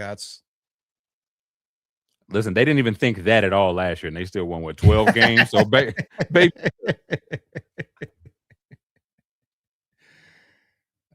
Who else? Bernard, I think, ran everything, so people are very high on him right now. new JSN. There's Romello on high. Third, why would I take David Bailey? I can get David Bailey in the third round. I'm taking Jacob Rodriguez long before 78. I'm sorry. I take Trotter too. He's Jeremiah Trotter's son. I've heard enough. I understand. Kyle Lewis tested really well too. I think people were like, is he just like a stat patter, just gritty, getting a bunch of tackles? And that's like, oh no, he's a crazy athlete. Listen, this is like any receiver. I would say any receiver drafted out the first round. Any receiver drafted after like 4 might be a nice wide receiver 2 in 3 years. Might be completely out of the league in 3 years. Someone did it last year. Look back at all the second round receivers of like the last 5 years, and they are just awful. Like it's just it's kind of lighting your pick on fire in recent history. But then you look at the third and fourth, and then there are hits. So I just think it's teams looking at the wrong things. Same as quarterback. It's like, why are first round and third and fourth round quarterbacks better than second round for a stretch in time? It's like something's being overvalued or undervalued. Right. I'm trying to know. Some cats had a good. I'm trying to see. It'll be, I think, 8 straight drafts if Stoops can get multiple people drafted. Did a little research this weekend. It's a short list, man. It's a short list if he can get it done. It's not Bird and Erasure. I said it was before last year's draft, like lighting picks on fire.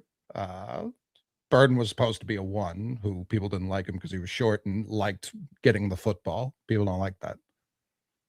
I don't. Ted Hurst sounds like a 15-year vet. I agree with that. Never has more than 484 yards in a year, but he's just around. He's just around. Who's your running back? Had a crazy combine. Kentucky's running back. Oh, Seth McGowan. Yeah. It's 6. There's 6 Kentucky people there at the combine, and there's a world where all 6 get drafted. I don't think it's McGowan was there. We had 2 offensive linemen that ran 2 of the faster times for offensive linemen. David Goose, the defensive tackle, I think he ran the first he's 300 pounds, ran a sub 540. And then, Seth had a good, I didn't know he did shuttle testing. That's not great, but. It is because he was not a coward. That's why it's great. I don't care. Well, I was say, that's how I would spin it, like a 9.6, even with a bad shuttle. Right. Yeah, Seth was very good for us. I don't know what his draft range is, but like day 3 would be my guess. Yeah, I would day 3 basically any of our players, man. Like I think they were all solid. And did Law go? Law was there. He ran a 4.4. I didn't see any of his other tests. I saw he measured over 200 and weighed 4.4. He was on some list. I think Justice Mosqueda had it. I said that's a good list. Then it's a good list. 9.45. I'll take that. 42-inch vert is outrageous. He 4.4. You could take it with a grain of salt. At a pro day, he's gonna run a 4.3 something. That feels like a 4.3 pro day. Is 5'11" really that small now? It's in red, ain't it? He's a wee man. I ain't think 203 was that little either. Well, that's a 7. Like that's at least like that's what 5'11" feels like should be. Is it a short 5'11"? Like is he 5'1" and a 10th? Is that am I reading it wrong? He's a fifth of an inch. That's crazy. I think it's 15 schools have multiple players drafted every year since 2019. And it's a lot of your favorite schools not on. It's just not a long list. So Will Stein, you have some work to do. Sonny Styles had a 11.5 at every position. His brother ran a 4.3 or 4.2. I think he also mentioned Sonny Styles, or one of the coaches, said that Lorenzo Styles, his brother, and Jeremiah Smith would win all the sprints. And they were like, Lorenzo Styles just ran a 4.28, by the way.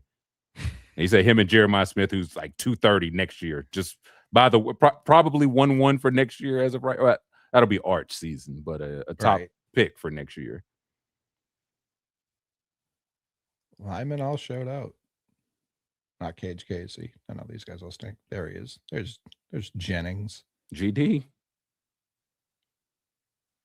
6'5", tiny. Good shuttle. No bench. Can't have it. Yeah, if you're a lineman. The thing with this, no, because if you know you're going to be bad or even might be bad, you just don't go anymore. So there's no chance. I haven't seen a single like super bad one. And I don't know if we ever will again, because you don't do the events you're not good at. And if there's a chance you might be bad at it, you just wait for pro day. And if you're going first round anyway, you don't do anything, because why do anything? So, well, I got to defend him here. Early on, it was like Kendrick Law just can't get open for like the whole. There's like they're trying to get him the ball. He can't get open. I think he got better toward the end of the year, but there was not a whole lot of getting anybody much of the ball. No.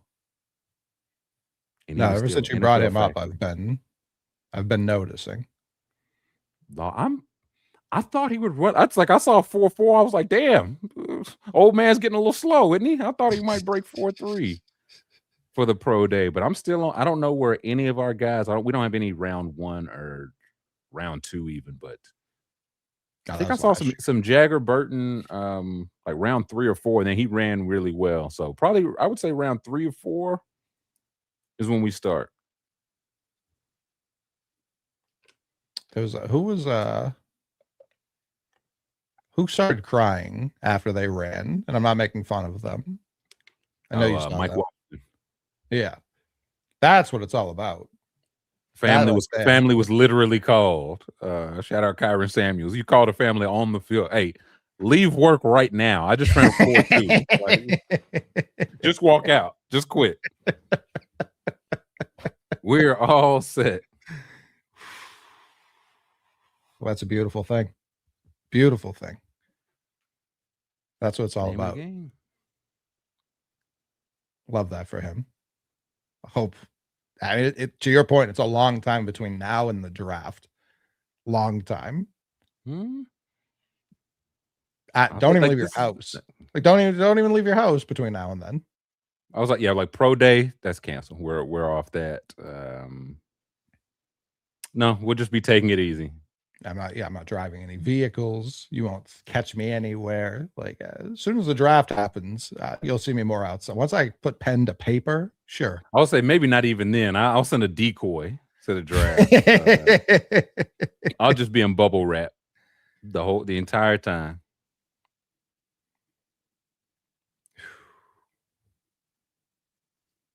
I'm telling you, just enough time. So now everybody said, okay, this guy's fast. Let me go watch the tape. Well, he didn't look fast. Or he did look fast. I just wasn't watching. Or he didn't look fast or strong, but he tested fast and strong. He's got to be fast and strong. Like, I've got to take him highly. Yeah, was it the offense they were in? Did their quarterback get hurt? All sorts of factors. What did Antonio Williams do, if he even went? Good or bad?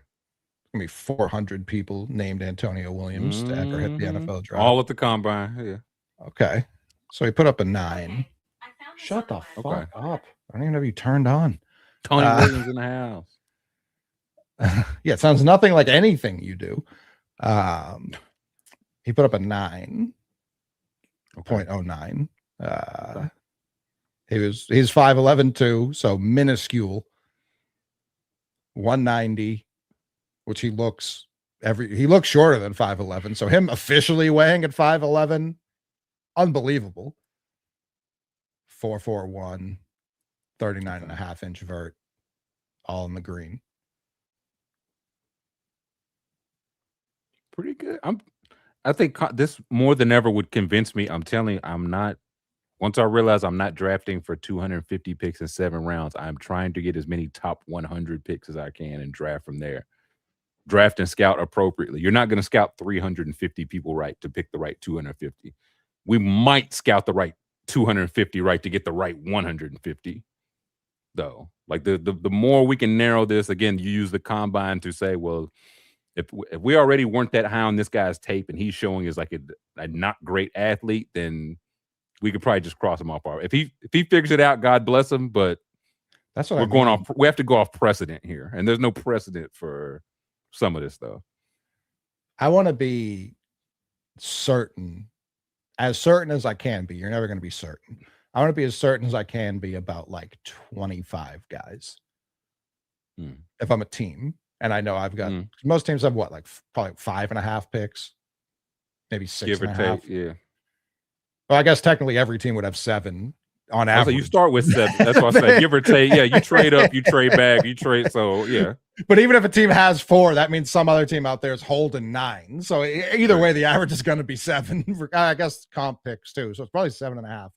Anyways, yeah, I want to be, the ranges, especially once they drop that consensus board towards the end of all this process. It's like, yeah, guys typically don't really take massive jumps or slides. There's a couple guys, sure, but more or less you're in the range. Excuse me, especially for the first 2 or 3 rounds. So that's where it's like, yeah, we know what our pick is. Obviously, if we want to trade up, there are guys we're just going to know from watching college football regardless. So I want to be real certain about 24, maybe 30 guys. Nah, I got to be more certain about more. Like that's why I'm trying to scout. But like some of them, like if I'm picking 25th, do we even scout Mendoza? Maybe you see what I'm saying. That's why I wonder like what's a draft board. Like if you're looking at Omar Cooper, you are kinda. But is he on our board? Like if he say he did fall to 25, would we actually take him Buffalo Bills? He's the best player on our board. I mean, that's kind of a subplot of draft day where like the quarterback's locked into 1-1 and then they don't take him at 1-1 and all of a sudden the team at 2 is like, well, we didn't look at him for a second because I think that happens a lot more than people think. Oh, it definitely does. 1,000%. Yeah, that guy was never supposed to be here. Yeah, I would have my team do, like, if I were running the show, it seems like a lot of these teams start the process when the offseason starts. I have a whole section of my we're watching tape week by week. Yeah, I need updates by the Saturday all year. Oh yeah, because like you're doing stuff on the peripheries throughout the season. Like there's not a ton of trades, more so now than before, but it's mostly practice squad guys going up and down and signing people off other practice squads. Like that's your roster's kind of set. You should really only be watching college football during the regular season. It doesn't seem like they do. Well, it's like I want literally all my scouting done by the combine because I just need to know who you like. I know who I like. Combine is a go-to. How do you? Oh, okay. This team really likes David Bailey. Interesting. I don't like David Bailey, but I know the team right behind me does. How can I use this to my benefit?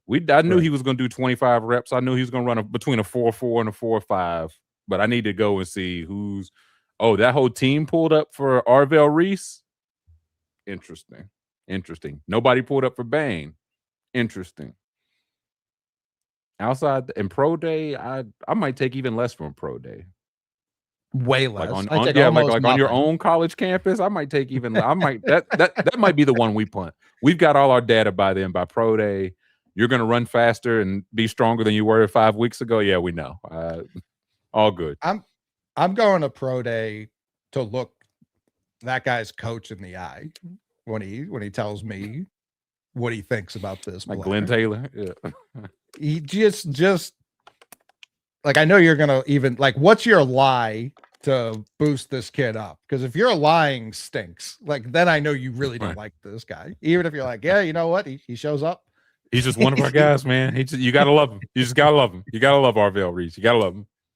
But yeah, him lifting weights filled with helium for 75 reps of 4 Doing them RFK reps, yeah. Yeah, then it's like, I don't really care about this. We've seen a lot of oohs and ahs for quarterbacks thrown against air pro days to their receivers. It's like, all right, I don't, it does nothing for me. That's me at NBA combat like as well. I think I would do everything, and I have to leave before y'all start shooting open gym, because a 7'2" center is gonna hit 30 straight threes. And you're gonna be like, God damn, that's a new Alcindor, man. That's Mo Bamba, man. Do you understand what you're seeing right here? So let me interview, shake hands, see if your 6'8" is real 6'8" and all that. But if y'all do 5-on-5 work, I'll stick around. But if it's open gym, drill, cone work, I don't need to see that. I mostly agree, but I also remember distinctly like Jalen, because I was big on Jamal Murray that year. I was big on Jalen, but I thought Murray was. I'm always infatuated by that era Kentucky guard. Mm-hmm. So I was like, that's a very interesting player that this is like book 2.0 in my mind.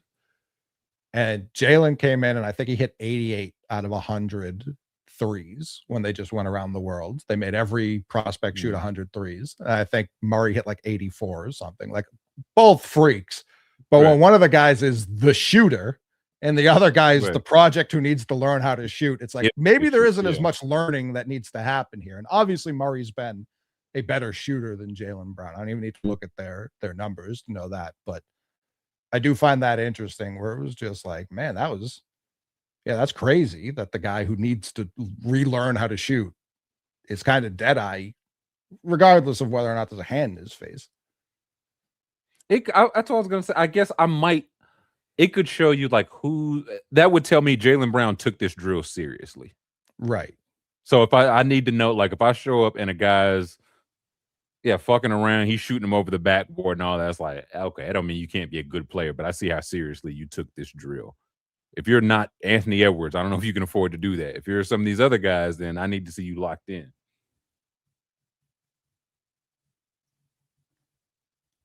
Yeah. It can't be like we had no interest in drafting this guy and then we saw him hit a bunch of open threes. Now we're taking him second overall. Like you already have to like the guy. You can't just that was the Penny Hardaway, man. It was gonna be Shaq and Chris Webber. They were like, Penny had like the best workout that anybody had like ever seen. To the point they were like, we can't not take Penny Hardaway.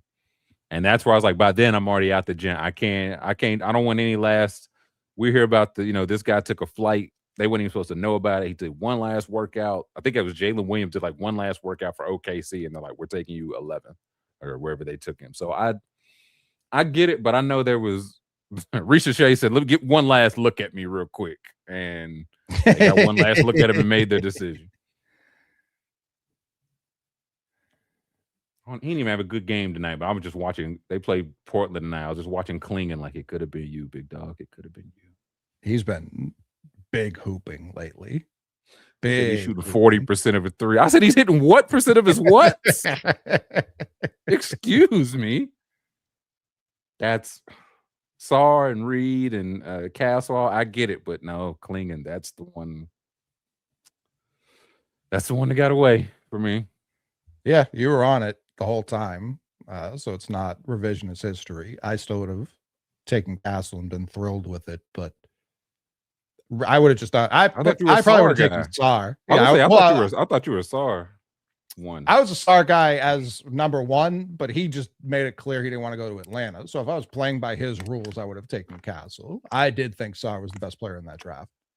Well, that's how it's like. I like Klingon, but relatively early on, it's like, no, the Hawks are between like Sarr and Risha Shea. So it's like, okay, if those are just the two, then fine with Risha Shea. But no, even Edie, I would have considered Edie. Yeah, I remember. Yeah, at that time, but no, I would have picked Klingon and not really looked back or felt bad about it. But you live, you learn. I don't disagree with what Antonio's saying. With like the highs and lows of Castle, but just thinking now, and now I think even more like, okay, when did they know they were trading Trae Young? Because if I knew that a year before, then yeah, maybe I would have taken Castle. Maybe I would have taken Reed. Yeah, it definitely wasn't then.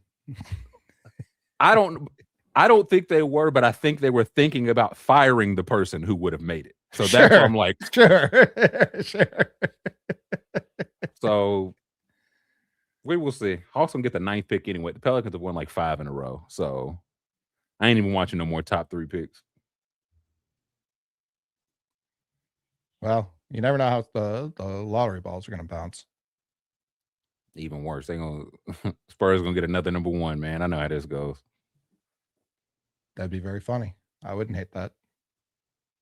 Everybody, they would cancel the draft. They would say this is bad. This last thing I got. I do think this might be the draft to save the NBA, Mick. Because if you go to Tankathon NBA, yeah, that's why I say this is why we need it more than ever. Everybody in the first round, except for like 1, maybe 2 people, is in college playing right now. This is what the people have said they wanted. They said we don't recognize any of the players. I'm like, well, this is a generational draft. Y'all about to recognize all the players. And Khan from last year, Cooper from last year. Yeah, all these collegiate. That's a lot of freshmen. That's the game now, but where's the internet? Where's Sarr and Koulibaly and Risa Shea? And where's the French names connection? we all know and love? Yeah, Nolan Traore. Where's the French infusion we were getting? These are all collegiate players, man. So it's either gonna make or break this fledgling league. Peterson, Boozer, Debansa, Caleb, Kingston. I think Kingston breaks into that top 3. The thing now is between Flemings, Brown, Acuff, Phylon, all the point guards. Basically, it's like, okay, I just keep seeing the Trae Young was too small. It's like, okay, who's going to be the new too small to play deep? Like they're saying it's Acuff right now. So it's like, okay, are you going to turn over your offense to a guy that you think can't play defense and is a one positional defender, even if he can score 40 points? Like, at what point does the tide turn?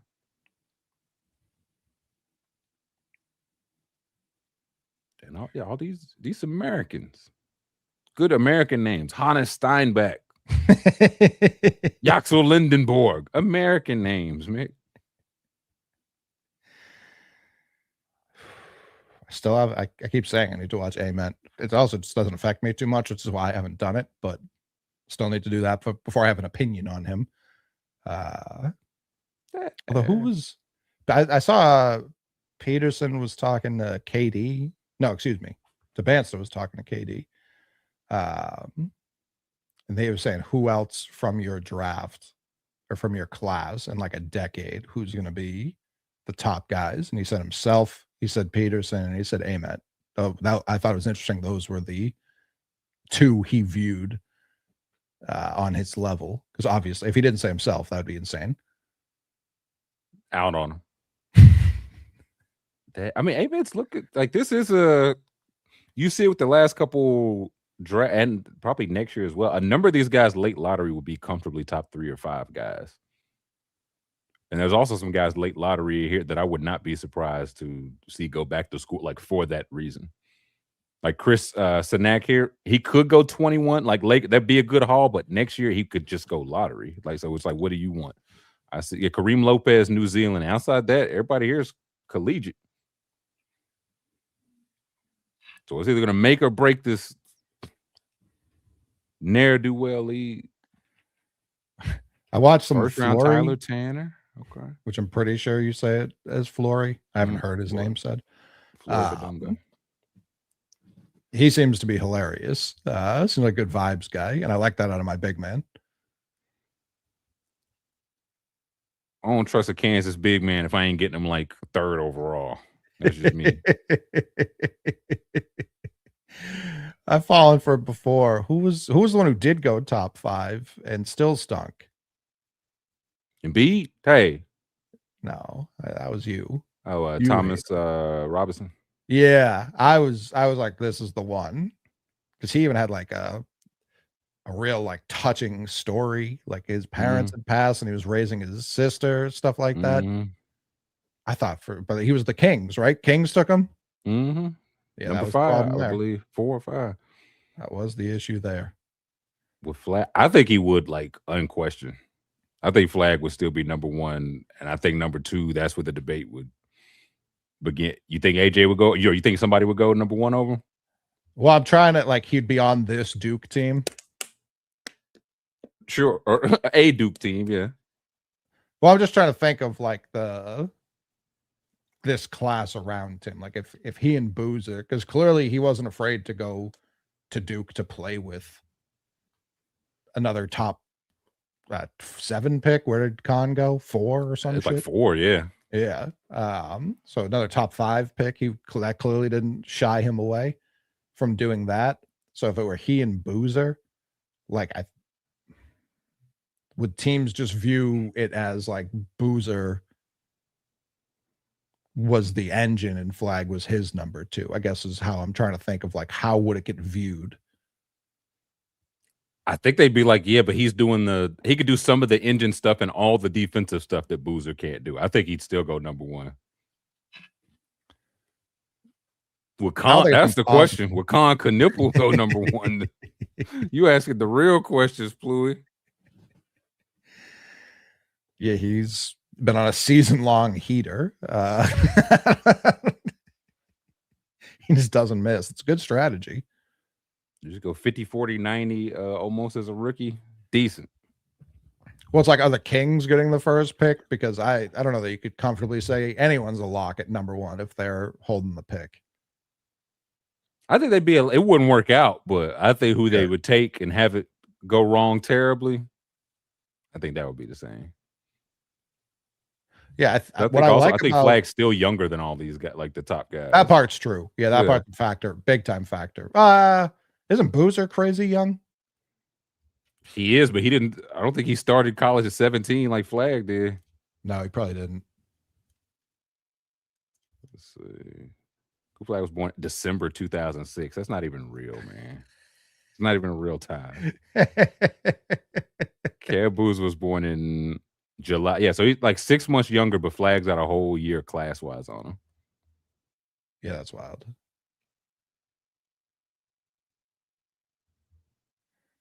I'm interested. I think it'd be Flag and then whoever else. What you say? I'm interested. People are already asking like where would Ugo go in a redraft of last year? Like this class to me, I'm very interested to see more like who takes this jump from like the 12 to 16 projected range that ends up being better than like the 5 to 8 range. Any of these teams holding like the top 4 picks, unless they take someone like super low on the board, they just take a wild swing. Like I'm more interested to see the thought process than be like, and I know this is how it's going to happen every game. It's going to be like he should have went 1, he should have went 1. I'm way more interested to see how teams go about the thinking behind who they're taking in these spots, because especially with the top 3, because they are all such different players between Peterson, DeBanson, and Boozer. You just ask AI like the Hornets. And probably more non-Hornets teams.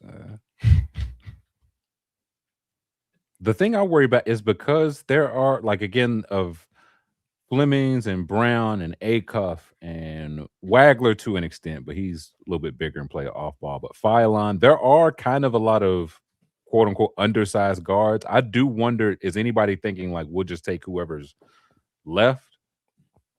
Like do non-guards get pushed up because somebody's like, well, we'll just like Darius, somebody will fall. Somebody will be there at right 19. We'll take Quaintance first, and then because a lot of teams here just have multiple picks. So it's 30 picks here, but I feel like 22 teams are making like the 30 picks. So do we take a big or a wing now thinking that we just take whoever's left of the freshman guards later? Koa Pete slipped a little bit. He's still set, and he's hurt. He's not coming back, is he? Did he come back already? That I don't know. Let me see. Koa Pete is set to return. Yeah, set to return. So yeah, he'll be back.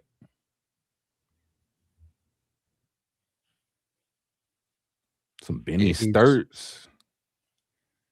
He's interesting to me just because, like, if he can, and I'm not even going to leave school for this comparison, but if he can just like follow the Aaron Gordon progression and maybe even do it a little sooner, if he does go late lottery to a team that doesn't need him to be 20 points a game for him, just do all the other stuff that he ended up doing in Denver, that would be very interesting to me. I mean, it would, but he, like, Aaron Gordon was like overqualified for that role. Koa Pete might be like exactly qualified. Like, that's what makes Aaron Gordon so good. He don't have like that athleticism, but this feels closer to like when he was in like top 5, 8 range. This probably feels closer. Yeah. C-Nac in the 20s is interesting.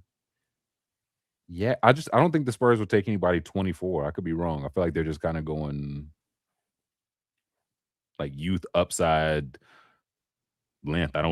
I could be wrong. I know they've got multiple. I think they have multiple. I think they've still got their own pick, late 20s, or maybe not. Oh no, that's a Cavs pick. So I don't know. Yeah, I would not pick somebody 24 if I'm the Spurs.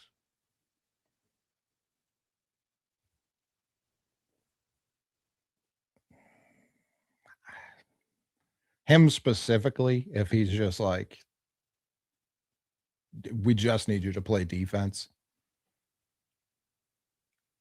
I could see it. I can get somebody else. I get somebody not 24 to do that. Because you better contribute right now. You're gonna be 29 when it's time for restricted free agency. I think that's where I can see the fit. I'm not saying they need to make that pick, obviously, but I can see the fit. So am I also trying to develop someone else while I'm focusing on Harper and Castle? It's like, no, I just need someone to basically be what I thought Sohan could have been. Again, I don't know if I need to take a 14th pick with it. Sure, it depends who else is on the board, but I don't necessarily know that I'm hunting upside either. But to your point, if C-Nac's the goods, like I would, that's more where it's that's like, what I'm saying. Or Koa Pete, like again, I would not take the 24-year-old. I think it was Neighbors who asked. I do think Ugo would go in a top 10 redraft from last year. Probably.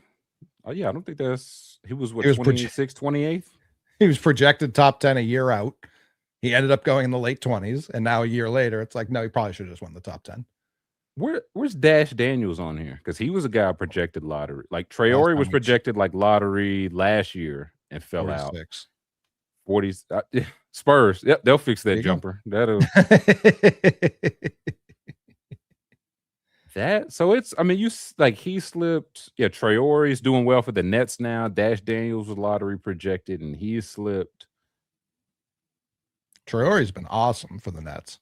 I would say he's cooking as of late. So again, maybe that was the right pick. Chinyolu's sick.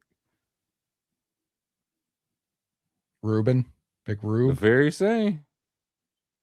JT Toppin just got hurt, right?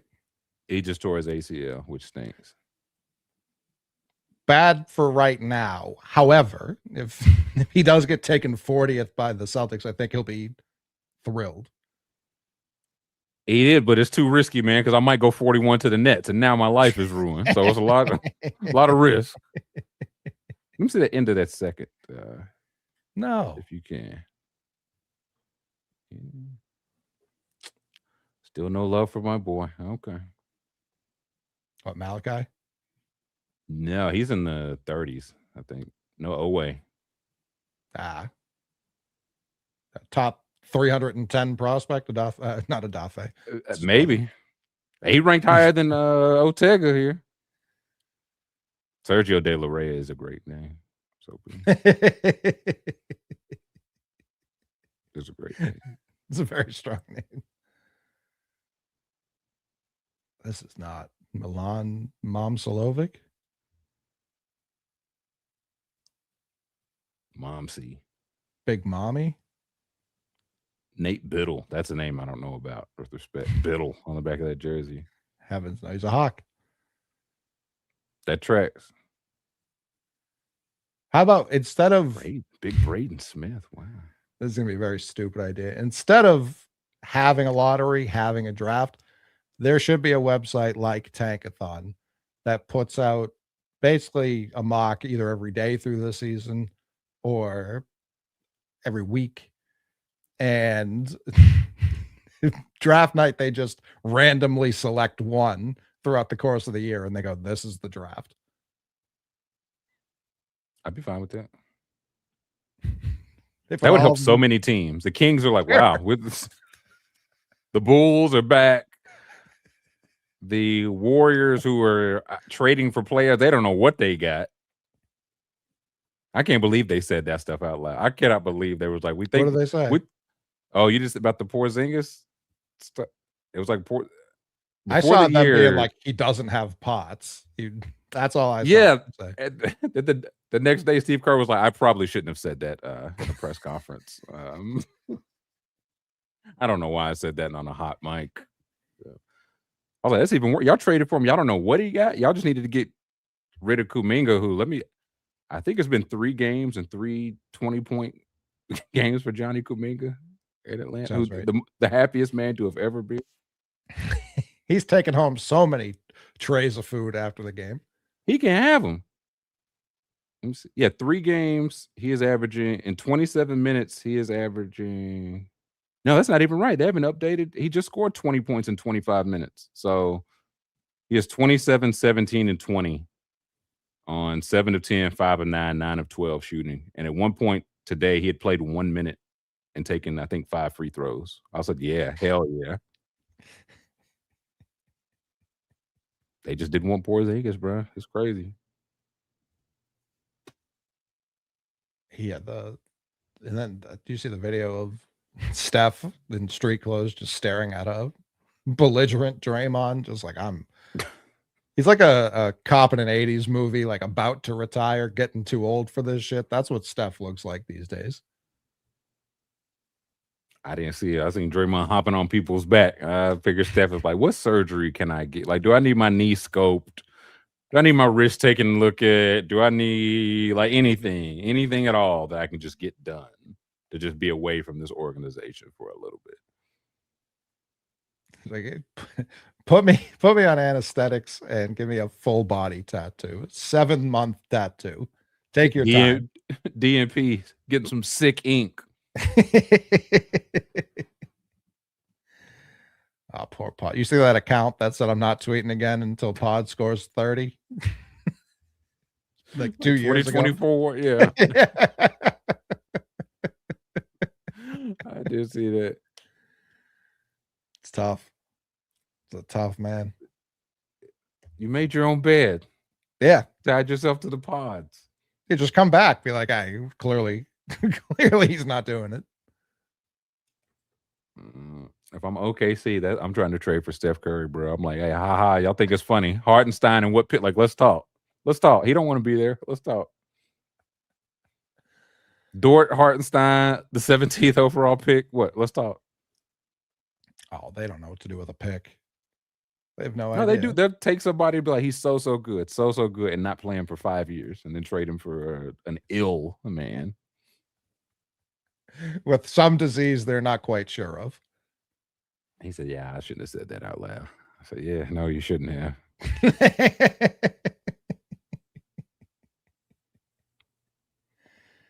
Step to the Spurs. Look, like you said for Crosby, am I going to draft a 25-year-old or I'm going to trade it for a better 35-year-old? I have to weigh the math in. Steph at the 4. Wherever he wants to play. Wherever he wants to play. Dort to Guantanamo, yes. People were being such weirdos about like a clear flagrant. Whether or not you want to toss them is a different conversation, but people were like, oh, you can't, that's illegal now. Yeah, that's illegal, super illegal. You can't do that. Like, what are you talking about? Even from this angle, like, yeah, it looks much worse. Looks like some intent there. Some malice there. Yeah. Yeah, that was bad. almost as bad as Denver's entire thought process in overtime. I don't know what the fuck any of that was. Tim Hardaway Jr. also at the end of the fourth, just like jumping and being like, surely this pass will work out to fucking no one in particular. Like, you don't have any moves. You don't have any songs you need to be doing moves like that for Tim Hardaway Jr. He's trying some stuff out. Not the time. And then even Jokic, people were like, he was just jacking threes. And it's like, if you had just simply taken twos throughout this overtime period, you win by like 6. I understand you want to shoot 3, but like, it's Denver OKC. Like, get to I don't think he wants to shoot 3. I don't think he's healthy, man. Talking team. I'm talking the whole team. Which is jacking, like quick shots too. Very strange. I don't think he's healthy, and I've already seen the like Vic not health. Like everybody wants to come back to play. We'll see. Like if Shea has any type of hang up over the next week, everybody's trying to come back for that 65 game. Nobody want to miss that first team All NBA. Nobody want to miss that top 5 MVP berth. So we'll see. But yeah, Jokic ain't look the same. I think Shea's back. I don't even know who's close. They showed the list the other day. Who can miss 2 more games, 4 more games? Yeah, it's not a lot. Right now, if I'm Cade, I feel pretty good about maybe winning an MVP. I think Shea came back. I think that'll do it. But if Shea's out, I think Jokic says. I think it's 1. I think it's genuinely 1. I would say he's on thin ice. I know Vic doesn't have very many more. I don't even know who else. Luka, he hasn't missed a ton of time, right? Luka has played 47 of what do they play? 59. So, oh wow! So he doesn't have a lot of wiggle room either. Yeah, I was gonna say that's what I'm saying. Like anybody, if you've missed if you've sprained an ankle ever in your life, you might not be eligible for the 2026 MVP award. I pitched this a few years ago, but it does quickly tank your averages if you do stuff like this, like because you still get the full game played with no points. Well, even you can't even do that because I think it was Caruso last year. They're like he played in 66 games, but 2 of the games he only played for 18 minutes, so we don't count those. So he didn't. So you have to play, and you have to play for I think at least 20. It's either 20 or 24 minutes. So you can't even do that. They were like, Like Halliburton, I think Halliburton, 2 years ago came back, and I'm not saying it directly led to the Achilles, but it's all lower body connected somewhere. Sure, it hasn't helped. Yep. Yeah. He came back to. I mean, I think he got it and got the extra. I don't know, $40 million. Like I get it. You're incentivizing them to do what's not good for them or the sport, really, by tying this to their gameplay. Yeah, I have seen a lot of this, and it makes me sick. Like, if you were pro this, which I still am, I think it's fine. Like, I don't think it's crazy to think basketball players should play basketball. I still would I was also for eliminating back-to-backs and crazy scheduling where you have to play 3 games in a week or 4 games in a week. Like, it doesn't seem that hard to just spread it out more. Like, you've got the whole year at your disposal. The NFL starts soon. We start when they not starting. It's crazy. It's crazy.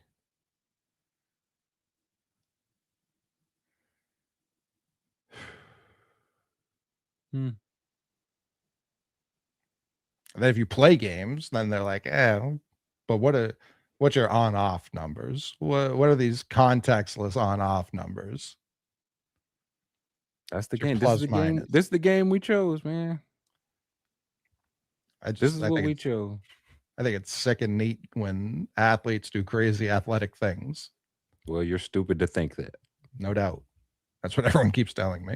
I can't think of many worse ideas I've heard than what you just this drivel you just spouted to me. Yeah, let's get out of here before I say something worse, because you're right. I'm getting sleepy. Sandman time. Yeah, get him out of here. Yeah, it's If people want to hear more insane ideas like that, where could they? I mean, after getting them some new merchandise, they could go to the patreon.com/mixtape number 4 ever. And I've been seeing this as well, man. I might have to get a fantasy belt to commemorate winning the championship. I thought about a trophy. A trophy may be too cliche. A ring may be too much. But a belt might be just right. Might be just right. Tune in to find out whether or not Withers purchases a belt. Yeah, good point. Actually, good point. I did want to say that. Rest in peace, Dominique Ponder, Colorado quarterback who seems like he was in a single car. Is that right? I hadn't seen accident. I saw a press release while we were just recording, and I believe that's what I saw. But bad and not good. Wow. No, I had not seen that. That is terrible. 23 years old. Mm-hmm. Awful. Just terrible. Like basically everything else in the world. So we'll see everybody tomorrow. See ya.